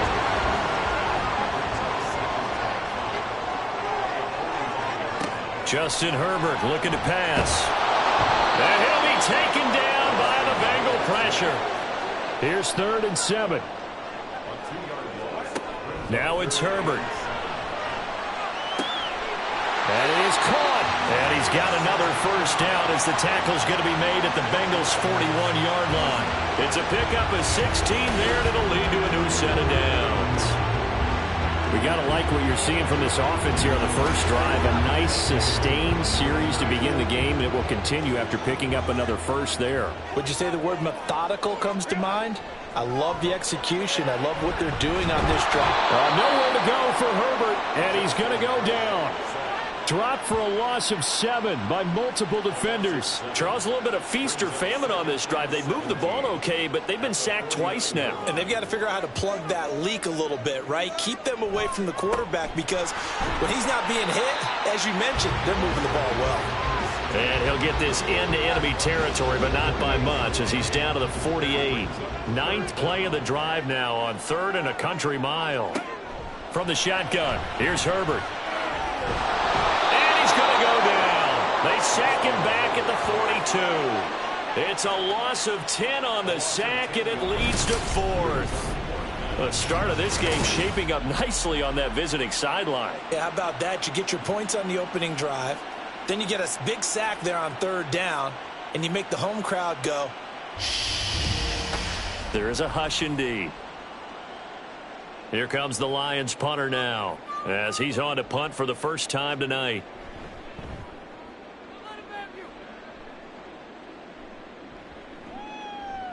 And he couldn't get it to check up. That kicks all the way into the end zone for a touchback. Cincinnati coming back onto the field here for their 2nd drive. And listen, these Thursday night games, they're tough on the body. You just played on Sunday, 72 hours later. Hey, it's game day again. But I have to think a Thursday night game in September much more preferable than a Thursday nighter in December, no? No, there's no doubt about it. You mentioned how tough it is on the body. How about the mind? You're already tired, fatigued, right? Trying to battle for playoff spots. And here you have the quick turnaround. Now, the flip side is if you take care of business, win that Thursday nighter, you go into a mini open week. Gives you a few extra days to heal up the body and the mind before you play your next game. From the 46, here's the 2nd down and 4. They'll look to throw. Firing quickly, but it's incomplete. Well, that's a defensive coordinator's got to be happy with that result. They took away all options downfield and forced the incompletion. Out of the gun now on 3rd down. He goes underneath to Freeman. And he'll be tackled about 2 yards shy of the line to gain. A 1-yard pickup leads to 4th down. As a defense, you're more balanced when you're in zone coverage because you're able to keep your eyes on the quarterback and see the play develop in front of you. They're able to keep the quick pass in front of them and stop it right at the line of scrimmage. And this will carry out of bounds. Where are they going to spot it now? At about the 18-yard line, it looks like. The Lions offense heading out as we give you a look at the playoff race coming into the weekend in the NFC. They are currently mired in a losing streak. Now they get the short week for the Thursday night game. Do you see that as a potential positive, or is this just more in what has been really a string of bad luck for them? Well, to me, it comes down to leadership, and leadership's got to spin it into a positive and make it an advantage for them. Yes, we're in a losing streak. Yes, no one thinks we can win, but we have the resources we need right here in this room. Let's go ahead and play better. Let's hang together and shock the world a little bit. Put it all together, they've got a chance of coming out with a W. And he'll slide to a halt here, still a little shy of the first down marker. He'll wind up getting 4 there on his own, but it will leave him now with a 3rd down situation. Here's Herbert. And a big loss here as he's taken down. The defense rising to the challenge and setting him back on the sack. He continues, Charles, to be under constant pressure, and these sacks, they're starting to pile up. And if they want to have a realistic chance in this one, they've got to change their blocking assignments. They've got to do a better job to keep him upright. If he's going to be on the deck constantly, they've got no chance to win this game. Here comes the Lions punter now as the drive goes backwards, so he's on to punt it away.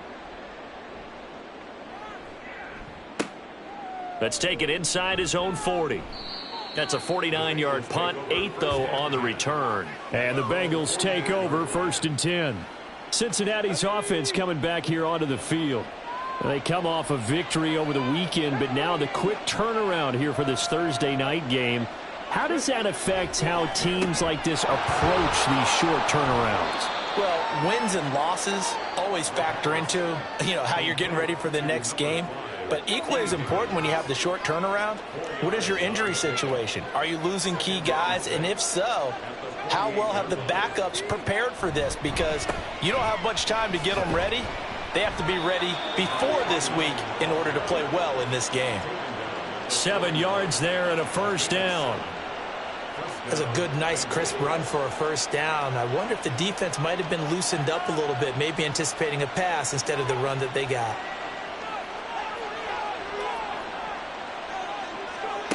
Now on 1st down, he'll drop to throw it. And it's a short one here, complete to his tight end. And he'll be stopped at the 35, but not before he picks up 7 yards. These are his numbers from last week's contest. 7 catches, 60 yards. And he's able to pull that last pass in, but this is usually a pretty tough unit to try and maneuver against. They're in the top 10 in the league against the pass, and you and I both know there's not much difference between 1 and 10. 9 yards to pick up there, and it's a 1st down.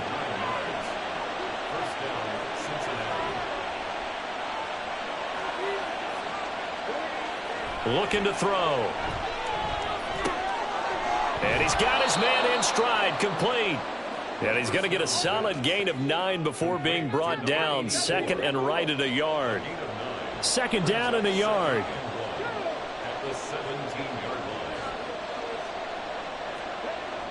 They'll look to throw again. Throw right side, pulled in by Higgins. And the Bengals are looking at 1st and goal as he's tackled all the way down at the 2-yard line. After 1, 7-0 on EA Sports. Start of the 2nd quarter, and it's the Bengals in control of the football as they go to work on a 1st and goal. They'll stick with the passing game as he looks to throw. That's to Chase. He's got it. Touchdown, Cincinnati. 2 yards on the touchdown there. And the Bengals go up by 2 touchdowns. There was no going through the progressions on that touchdown pass. Yeah, nor was it necessary. His receiver won that route early, presented himself. No reason to wait. Go ahead and put it on him and score a touchdown. Extra point by McPherson, up and good. And it's now 14-0.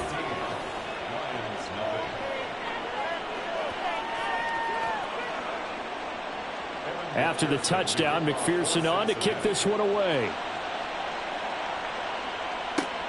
This fielded right at the goal line.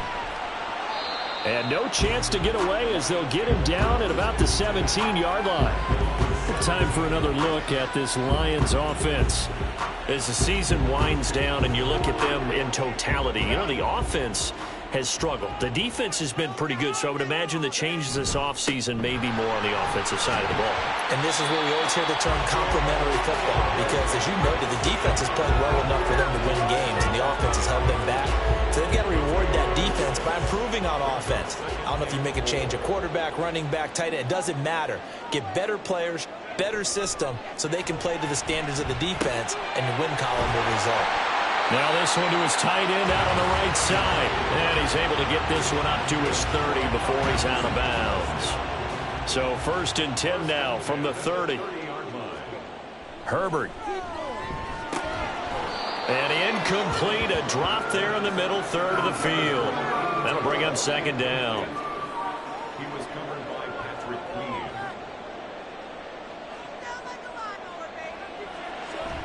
Herbert off of play action. And this one too low. Some of the fans here don't seem too happy about what we've seen in this first half. No, not at all, and I understand why. They've looked lethargic, out of sync, and it shows on the scoreboard. Work in the middle of the field, and he's got a man complete. And he is going to have the Lions first down as they're able to get the third down conversion. And Charles, with that completion, I'm told that puts him over 3,000 yards passing now in the campaign. And Brandon, nowadays your leader's usually closer to 5,000 yards on the year, but still, 3,000 yards, a good season. Again, Herbert. They'll find Lindsey here. And they'll get him down as he's inside the 40. Back-to-back nice gains. That one for 14 yards and another first.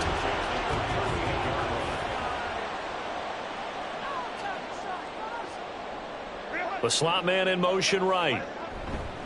Now a fake on the jet sweep, and they'll instead run up the middle. And he'll manage to pick up about 4. It's second down. Now I think we're going to get a timeout here. Yes, a timeout here as it looks like we've got a Lion that's shaken up. Well, always unfortunate to see an injury, especially this close to the end of the regular season. We'll step aside. On second down now. Allison, a pickup of about 3 yards as he's taken down at the 31. That run wasn't a big breaker, but I don't think the guys on offense mind very much. They've got a nice drive going, and they might just be luring the defense in a little bit. They can probably come back with a play action, maybe go over the top. But right now, on this drive, their playbook is open. 5 yards that time, taking it himself, and he has enough for the first. First and 10 at the 26-yard line. They'll try the air now with Herbert. He finds his man complete. That's Lindsey. And taking it to the 15-yard line before he's brought down. This offense finding its legs now. Here's another first and 10. Up the middle they go. Allison. And he's brought down just outside of the 10 at the 11. 5 yards is the tally on first down. That brings up second and 5. Brings up second and 5. They'll keep it on the ground. Allison. And he'll fight his way down inside the 10 to the 9-yard line. Now I think we're going to get a timeout here. Yes, a timeout here as it looks like we've got a Lion that's shaken up. But not what you want to see this late in the season. Medical staff is going to check on him, and we'll step aside for a moment. From the gun, Herbert on third down. To the goal line, but it's incomplete. So 2 third-down conversions on this drive, but not able to get a third, and now they deal with fourth down. Now Harrison Butker for the field goal try.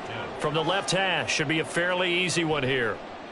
Butker's kick here is good, and they will get themselves on the board here at 14-3. So that kick gives them their first points of the game, CD, and it comes on the third drive, but hopefully for them that's a spark that gets that offense going. Yeah, and I would say if you're the offensive play caller, as you look at your sheet, you're trying to find that part on there that unlocks bigger points. They've struggled with a few drives so far, finally got 3 out of it. How do you find the end zone? That's what he's searching for now. Their quarterback in this offense heading back out to the field. He had a couple of touchdown passes in that game last week, and he's matched that with 2 in the first half here as his guys start first and 10. And they'll get him down after a pickup of 8, second and 2. First play of the drive, let's give credit all around. Excellent blocking, but the guy carrying the ball, he was the finisher. A really nice run. Here's a play fake as they set up to throw. And it's a short one here, complete to the tight end. A gain of 5, good enough for the first down.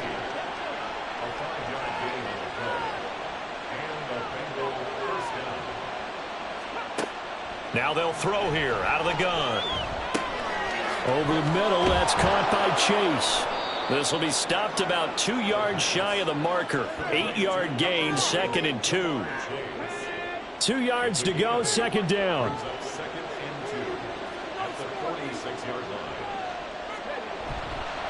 The play-action fake. They'll look to throw. And that's going to be caught. T. Higgins. And it's going to be another first down as they'll get him to the ground at the Lions' 38-yard line. That one good for 16 as the drive continues. Second and short, that's a rundown, so it's definitely a good time to go play action if you're feeling it. And they do so and pick up a first down.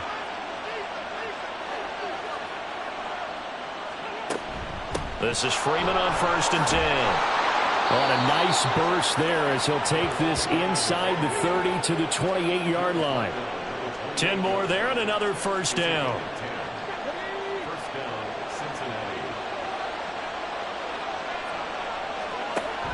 Now a shotgun snap as they'll look to throw. Oh, he tried to fit it in on the slant, and it's intercepted. And the Lions are going to take possession as they've got it at the 42-yard line. So the interception there, and Charles, I'd imagine that's something you can maybe live with in December, but not come January. And I love how you make the distinction there. You're talking about regular season versus the postseason, the playoffs. Because these guys, they've already clinched a playoff spot, but they know, looking ahead, when they get into the postseason, they've got to take better care of the football because turnovers in that situation, they really become magnified. After the turnover, here's Herbert.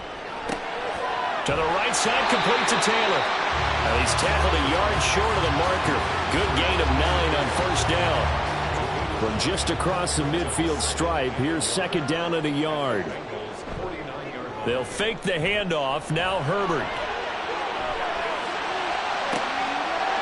Oh, he's got a man wide open, complete. And they're able to work this to the 25 before it's all said and done. A first down there on a pickup of 25. Here's Herbert. Wide open receiver, complete. And they will eventually get him down, but he's inside the 5 all the way to the 3. Back-to-back receptions for him, and it's another first down. Just picking up yardage in bunches here these last few plays. They have moved right down the field, and just like that, they're going to be set up with a first and goal. First and goal, and they got to be thinking a chance to get right back into this football game. They'll try to run this one in. Able to get a couple here, but won't get across the plane as they stop him right around the 1. Second and goal from the 1.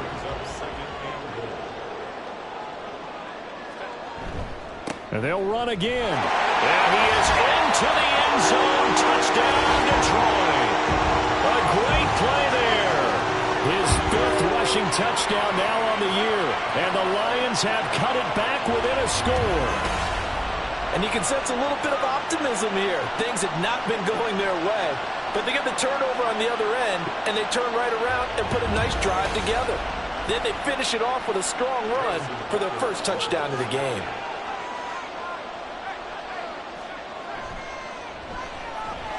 Extra point by Butker is on target. And that makes it a 14-10 ball game. Now after the touchdown, here's Butker on to kick it away. Taken at the goal line. And good coverage there on special teams as they'll get him down shy of the 20. The Bengals getting set to go. Not an ideal way to end their previous drive. They threw the interception, Charles, after they had built up some momentum. They were moving the football, but something to at least build on for this offense as they run back out here. Yeah, you're right about that. Up until that last play, everything was working pretty well for this offense, gaining chunks of yardage, getting first downs, really making a push for the end zone, and looked like they had a nice rhythm going. Now you got to have a short memory here. Don't focus on the interception. Focus on what came before it and get back to it. Got a man, and he hits him in stride.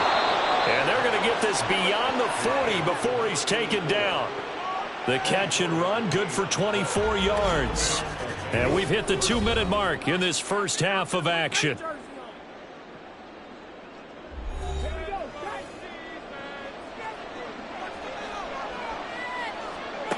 They'll look to throw here on first down. And it's a short one here, complete to his tight end. Call it a gain of 6 on the play, and that's going to bring up second down.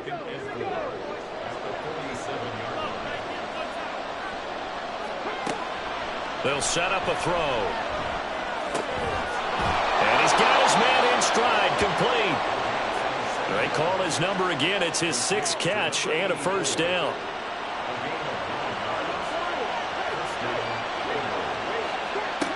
Again, he'll drop to throw. Throw left side is complete on the diving effort. And they're able to get this one past the 30 down to the 25. The Bengals passing game finding a rhythm. They've got another first.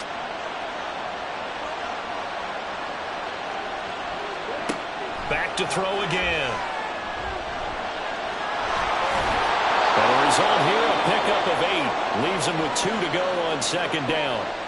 Now the Bengals going to use the first of their timeouts as they stop it here with just under 40 ticks to go in this first half. And he'll get them inside the 15 down to the 14-yard line. The Bengals going to use the second of their timeouts as they'll stop it with a little over 30 seconds to go in the first half of play. Here's a 1st and 10 at the 14-yard line. They'll look to throw. This is caught. And the Bengals are looking at 1st and goal as he's tackled all the way down at the 2-yard line.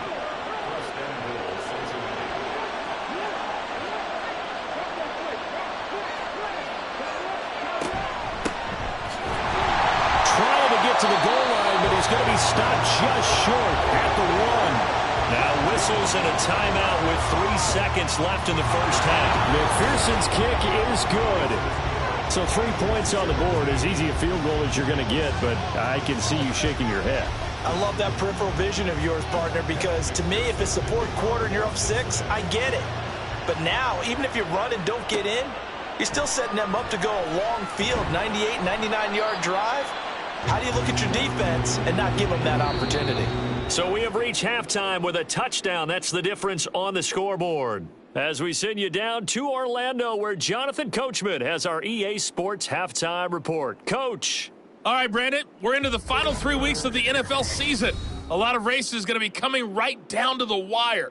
Before we get it back to you guys, let's check out what we have coming up this weekend on the Week 16 NFL slate. Plenty of good matchups in that 1 o'clock Eastern window. It'll be noon at Soldier Field in Chicago. And a big test for the Bears, as they'll take on the always tough Green Bay Packers. In the late afternoon games, the place to be might very well be Denver, Colorado, where it'll be the Broncos taking on the Cleveland Browns. And then lastly, we wrap up the week with a good one on Monday Night Football between the New England Patriots and the Baltimore Ravens. We were certainly treated to an entertaining first half. Both these teams with some high points and maybe a couple of low points as well. So it's going to be a question of who can be the most disciplined team going forward. Okay, Coach, adjustments likely going to play a big role in this third quarter in what's been a tight contest so far. No run back here to begin the half, and we will start at the 25-yard line. The Lions offense now with a football first here to begin quarter number 3. As they begin their second half here, Charles, offensively, not where they want to be, obviously. They're losing in this ball game, but very much within striking distance. We'll see what adjustments they make in the second half. Is that the old glass half full, half empty type of a deal? Which way do you want to look at it? Because you're right, they're down on the scoreboard, but there are definitely opportunities now, because if they want to go ahead and get going in this one, get back to the running game. I think there are going to be some places to go with it, and I think the offensive line will appreciate the chance to fire out and hit people. That's a good point, because they virtually had nothing going in the ground game in that first half. 2 yards still to go. Third down now. Now a handoff up the middle. Allison. And this will wind up a Lions first down as he's got this up to the 40-yard line. We don't talk about it very often, but sometimes there's a dip in intensity when you start the second half, which can manifest itself in some sloppy tackling. And how about right there? He ran right through that weak tackle attempt. Right back to him on first down. And he'll take this ahead for about 4. Second down coming up. Second down and 6 now.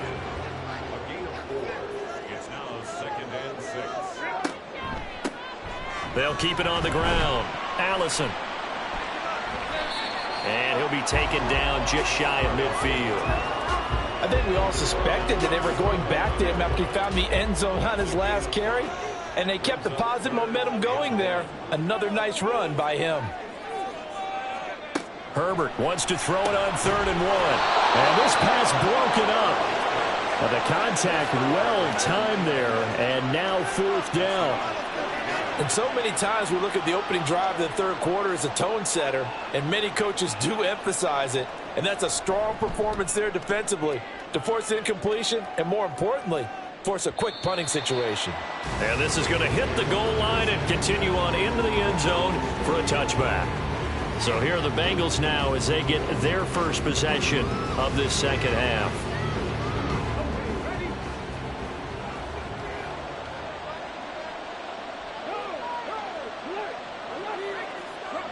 They'll come out throwing here on 1st down. And he'll spot Higgins open left side. And he's taken down but able to slip across the 35. 17 yards on the catch and run. It's a 1st down. I think that's a big pickup for a 1st down, because when you run a drag route against zone, you're sometimes asking for trouble because you might run into a defender. Yeah, well, there they ran into a 1st down. Executed it to perfection. One play has him to the 37 here for 1st and 10. He'll look to throw. Oh, he's got a man wide open, complete. And they're going to have this across midfield and inside the 45. It's another 1st down as this time they get an even 20.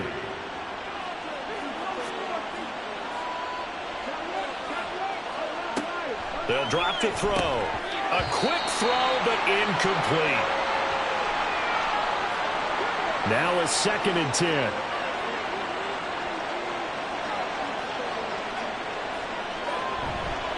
It's a give to Freeman running right. 5 yards. Now it's 3rd and 5. He's had a ton of success here so far, but you get the feeling that he might be on the verge of popping off. Yeah, even on that one, there was a little bit of a hole, but closed there quickly at the end. Able to find the open man. That's complete. And it's going to be another 1st down as they'll get him to the ground at the Lions' 15-yard line. That 3rd down conversion good for 23. And with that last play, he's now up over that 300-yard mark. And in today's NFL, it almost feels routine. And I hate that when you're talking about a 300-yard passing game. To me, 300 yards still signifies excellence, and he's achieved that in this performance. Line of scrimmage, the 15. It's 1st and 10. They give it to Freeman up the gun. And he'll be taken down at the 2-yard line. Another nice gain, 13 yards that time, and another 1st down. Sometimes it's hard to believe, but there are times this game is about patience, isn't it? Has had the game he expected, but that run there, that may get him going. And he will take it on in for a Bengals touchdown. His 2nd rushing touchdown on the year and 3rd overall, as his guys are able to extend their lead. Some good running there at the end of the drive. He had the burst that set up the 1st and goal, and then one play later, he's in the end zone. Brandon, what I liked about that sequence is I'm not sure who made the play call, but they understood the situation, understood the momentum.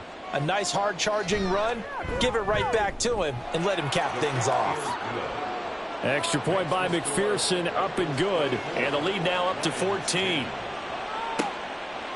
And no effort to bring this one out. It's a touchback. Detroit's offense ready to take over. Defense got the better of them last series, forcing a punt. See if they make a few changes in the game plan here and try to get points out of this drive. 1st and 10. On 1st down, Justin Herbert. He rifles one, and that's going to be intercepted. And he brings it back to right around the 26-yard line. Oh, timing is everything on a route like this. He tried to drive that football into a tight spot. And if you're a little early or a little late, chances are there's going to be someone there. And sure enough, this one's going the other way. Cincinnati now ready to take the field.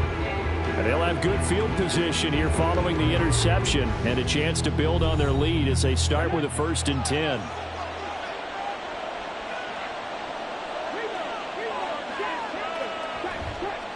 Now a play fake here on first down. He will find his man Chase complete. And they will eventually get him down, but he's inside the 5 all the way to the 3. 23 yards on the play.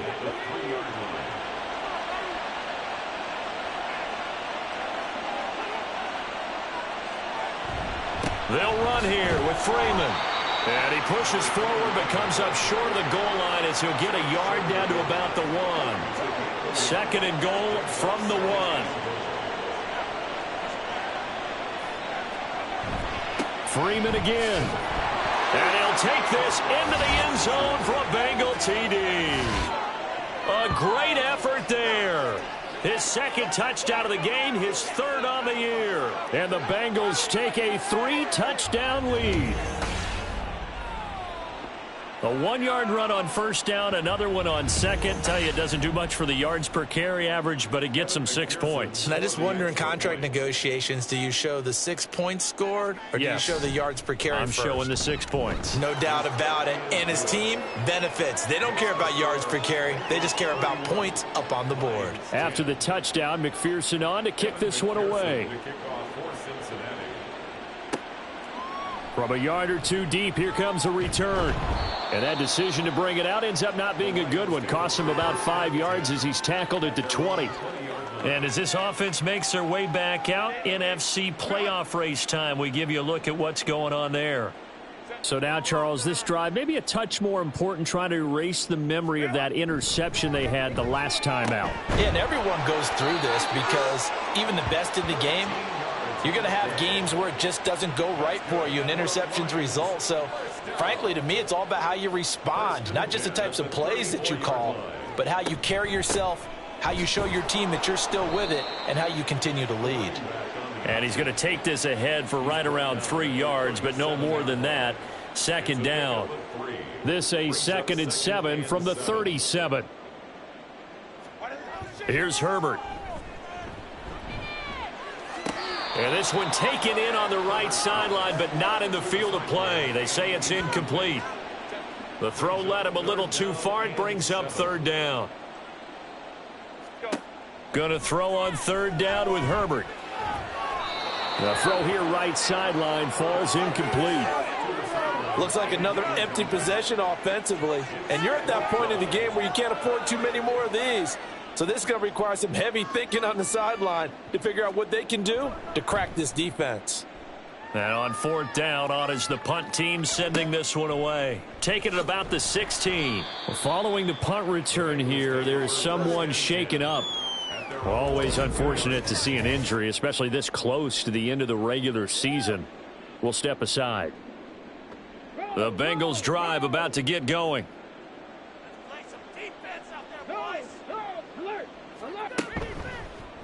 They'll start by running the option to the right. Oh, good move. And this will leave them a yard short. Nice pickup of 9 yards on first down. A little do-it-yourself run right there and a nice gain. And I like that he knew that that was about all he was going to get. So he did a nice job of protecting himself, took care of the football, took what the defense gave him. If they continue to allow him to do that, they'll find their way taking what they can all the way to the end zone. It's a gain of 13, and the Bengals have a first down.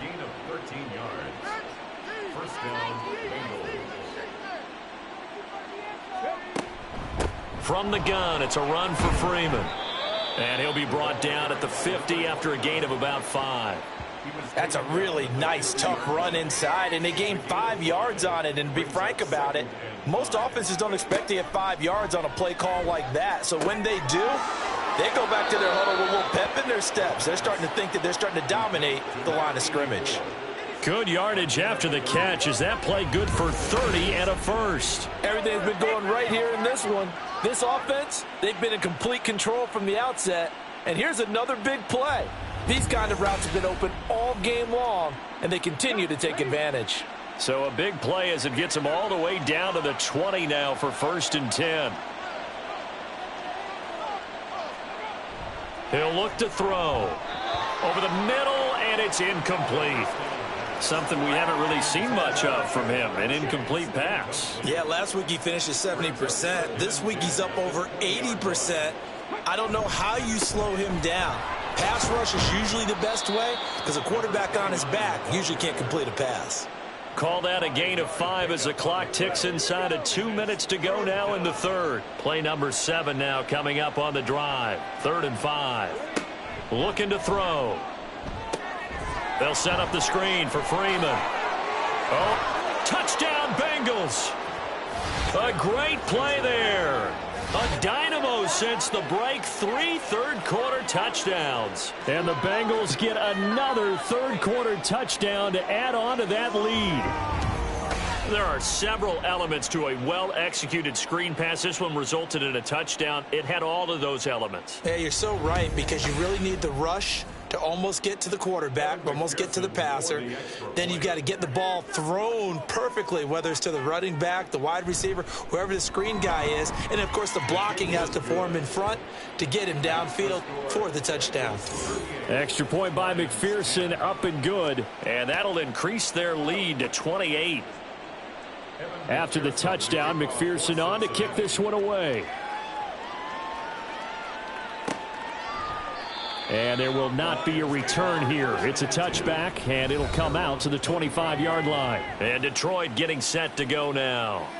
Well, we haven't exactly been treated to a nail-biter in this one, CD, and if they cannot score here, this one's pretty much all but over. Are you saying that you feel like people are starting to think about getting out of here, maybe beating the traffic in order to get home or to their final destination? Yeah, I don't think there's a whole lot of reason to hang around, especially if they can't score here. Yeah, you're right about that because it has been pretty clear who the better team has been in this one. And in a league that we talk about every game being a one-score game as we go into it, watching this blowout, let's just say it's been unusual. To about the 40-yard line. Ball on the 40 now. Here's 2nd down and 8. It's 2nd and 8 at the 40-yard line. Back to throw here, Herbert. The Bengal pressure gets him that time. Down he goes. The defense rising to the challenge and setting him back on the sack. 1 quarter remains here in this Thursday night matchup. You're watching the NFL on EA Sports. Back now at Ford Field.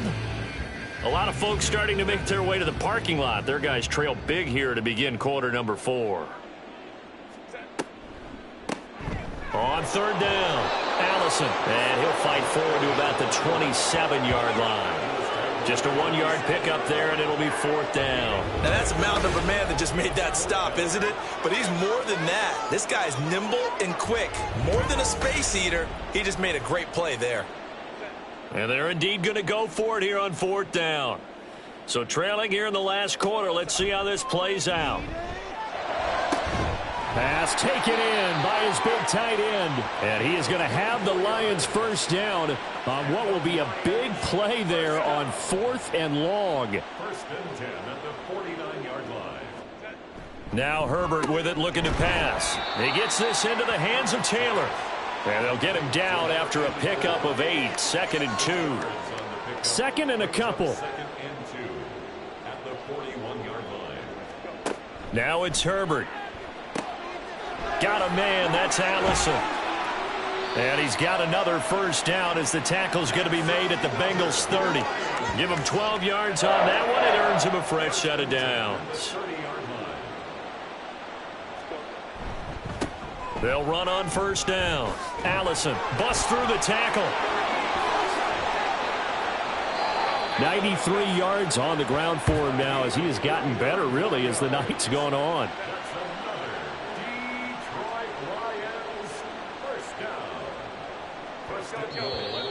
Now whistles and a flag down. Looked like one of the Lions linemen might have moved. Expect this from the visiting team when playing indoors, but not the home team. They're supposed to get all the advantages, right? The home crowd's supposed to help them. They forgot where they were, perhaps. And they'll keep leaning on the running game. Back to the ground. And he'll get into the end zone. Touchdown, Detroit. A great effort there. His 2nd touchdown of the night. And the Lions get a small measure of revenge as they cut into this 4th quarter deficit. Well, he finishes off the drive with a touchdown run, Charles. Remember, he also had a catch on this drive as well. And that's what running backs want to be in today's NFL, a complete back. 3 downs, stay on the field, run it, and catch it, and he gets it done. Extra point by Butker is on target. And that'll cut the lead back down to 21. This taken in at the goal line. And he's up past the 20 to the 22-yard line. T. Higgins out on offense with the rest of his teammates for this next drive. They might want to mix something up defensively because he's been shredding them a bit, hasn't he? That he has, and even with all the changes that you know are going on the defensive side of the ball, he's still finding ways to get open, finding the right spots, and the delivery's been pretty good too. He's over 100 yards, has the 1 touchdown score to this point.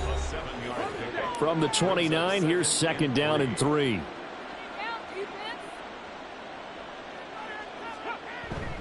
Freeman again.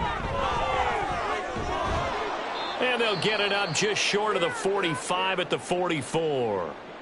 And hold on here, because on that last run, it looks like we have a player who was shaken up. But not what you want to see this late in the season. Medical staff is going to check on him, and we'll step aside for a moment. Another carry for the workhorse tonight, Freeman. And he's got a Bengals first down as he's got this up to the 45-yard line. Well, that's a carry they have to be satisfied with, and throughout this game, they've been satisfied with what he's given them. Whenever they've needed a big run, a first down, he's the guy they've turned to. And it doesn't matter what the defense thinks. They've got the confidence to keep handing it to him and keep picking up good yardage. This will be stopped about 2 yards shy of the marker. 8-yard gain, 2nd and 2. So from the 37, here's 2nd down and 2. Up the middle, Freeman. And he'll only get a yard to bring up 3rd and 1. I haven't met a defensive coordinator yet that thinks 2nd and 2 is a fun situation to try and defend. Playbook is wide open for an offense, partner. Nice job. Hold him to 1 after that 8-yard pickup on first down. And he'll be taken down, but he does have first down yardage. 7 yards there, good enough to move the sticks.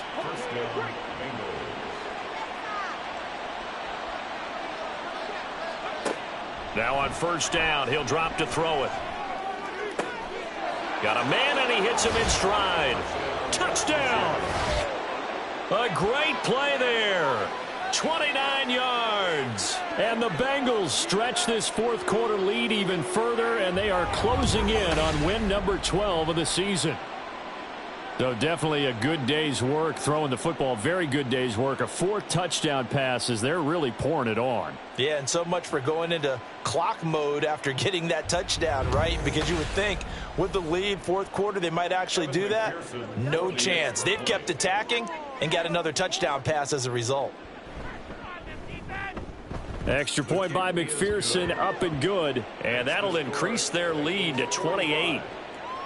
After the touchdown, McPherson on to kick this one away. This fielded right at the goal line. And able to get this across the 20, but not much further as he's dropped it to 23-yard line. Detroit's offense ready to take over. It's now appearing that this losing streak is going to continue. You know, the coaching staff was confident that this was going to be the game to stem the tide, but that just has not been the case.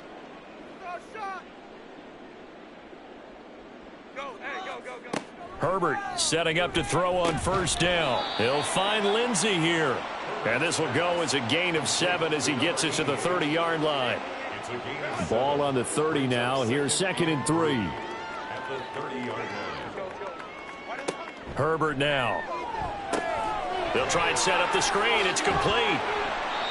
6 yards the pickup, and that's a first down. But they certainly had success throughout this contest, getting him the ball in the passing game, and there he picks up another first down. Whatever they saw going into this one, they've been able to capitalize on it, and no adjustment has been made to take it away. And he'll slide to a halt here, still a little shy of the first down marker. He'll wind up getting right about 4 there on the scramble, and it's 2nd down. Herbert. Throw left side taken in by Allison. And he'll get it out to midfield. Looks like, yeah, they'll spot it right at midfield at the 50. First and 10 at the 50-yard line. From the 50, here's Herbert. And a completion to Wilson.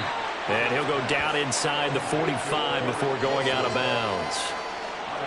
From the 43, here's 2nd and 2. Yards on the pickup. Brings up 2nd and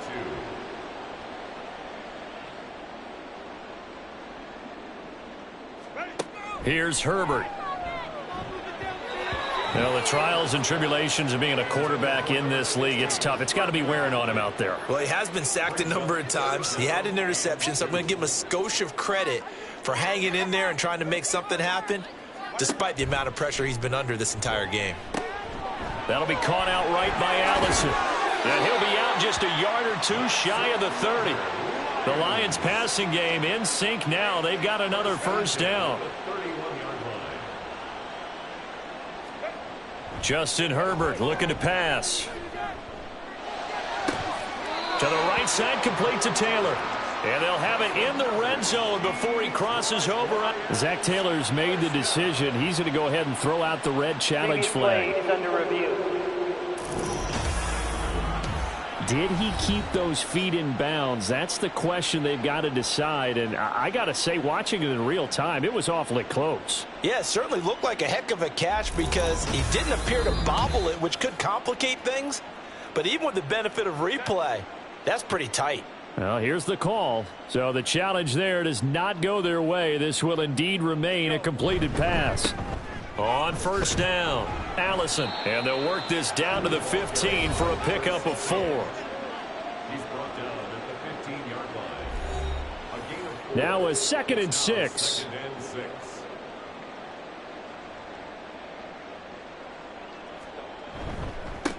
They'll keep it on the ground. Allison. And for one of the first times tonight, he's going to be held up at the line of scrimmage. Face mask. Defense. Well, I guess that's one way to slow him down, try to grab him by the face mask. Well, nothing else seems to have worked because he certainly had his way running the football in this one. So the face mask moves him closer, and now 1st and goal.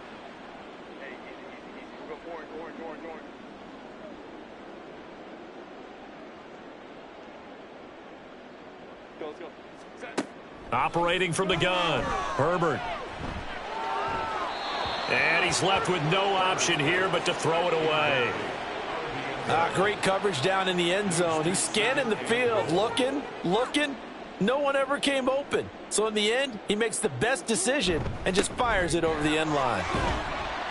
And he's brought down right at the 5-yard line. Give him 2 on the play. That didn't just feel like good defense there. That felt like pride, didn't it? He's already gotten into the end zone twice, trying to get there for a 3rd time. No one likes to have the hat trick against them. Steps away to his left. And he's able to get it down to the 2-yard line.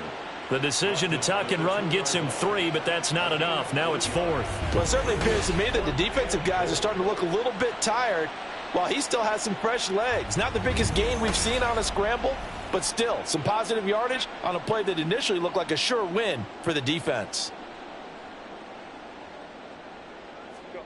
4th down for Herbert. Desperation time. And this is caught. Well, they get 1 back. Picking up the late touchdown here, but still down big. He's got them out now to a 3-score lead here in the 4th quarter after that one, CD. And well, he looked right off the line like he knew that that ball was coming his way, and he secured it for 6 points. Yeah, I think when you're leading by a healthy margin already, it actually loosens you up and allows you to take maybe a few more chances and definitely play with more confidence because he certainly saw something he could exploit in the defense, and he made sure to let his quarterback know, just get it to me. And the rest was all up to him, and he delivered and made it a 3-score game. Now they're down big here in the 4th. They had to try the onside kick. Can't fault them for the effort at least. No, you can't at all. And if nothing else, now you've put something that you're trying to practice, right, that you've worked on into a game situation, and now you can go back and dissect it. So if you need it again sometime, maybe you'll find a better way to do it. But, yeah, this game's pretty much done for them.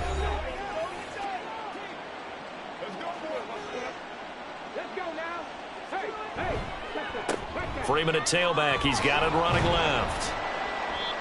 Now, during that run, an injury here. We got one of those big blockers in some discomfort. Always unfortunate to see an injury, especially this close to the end of the regular season. We'll step aside.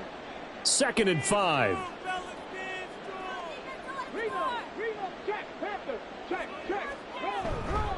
A 20th carry now for Freeman. And they'll be inside the 35 now at the 34-yard line. And hold on here, because on that last run, it looks like we have a player who was shaken up. But not what you want to see this late in the season. Medical staff is going to check on him, and we'll step aside for a moment. Again, they'll run with Freeman. And nothing much materializing there on the first down run. He'll get a couple, and that's it. And hold on here, because on that last run, it looks like we have a player who was shaken up. Always unfortunate to see an injury, especially this close to the end of the regular season. We'll step aside. On 2nd down, Freeman. And for one of the first times tonight, he's going to be held up at the line of scrimmage.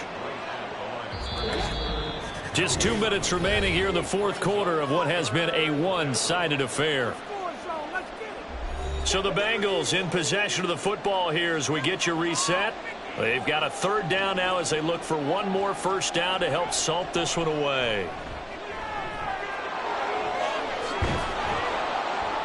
And inside the 20 before he's brought down. Good coverage downfield led to him taking off, picking up the first down on a 13-yard run.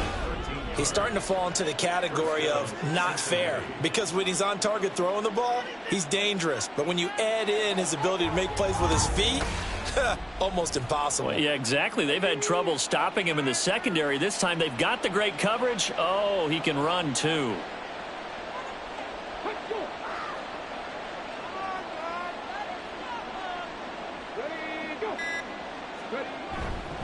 Now a handoff. It's Freeman. He will push his way down to about the 14. 3 yards on the pickup there, and it'll be 2nd down.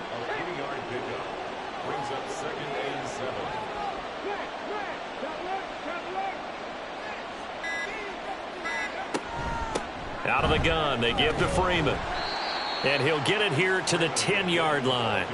And still about 3 yards shy of a first as the 4-yard pickup brings it to 3rd down.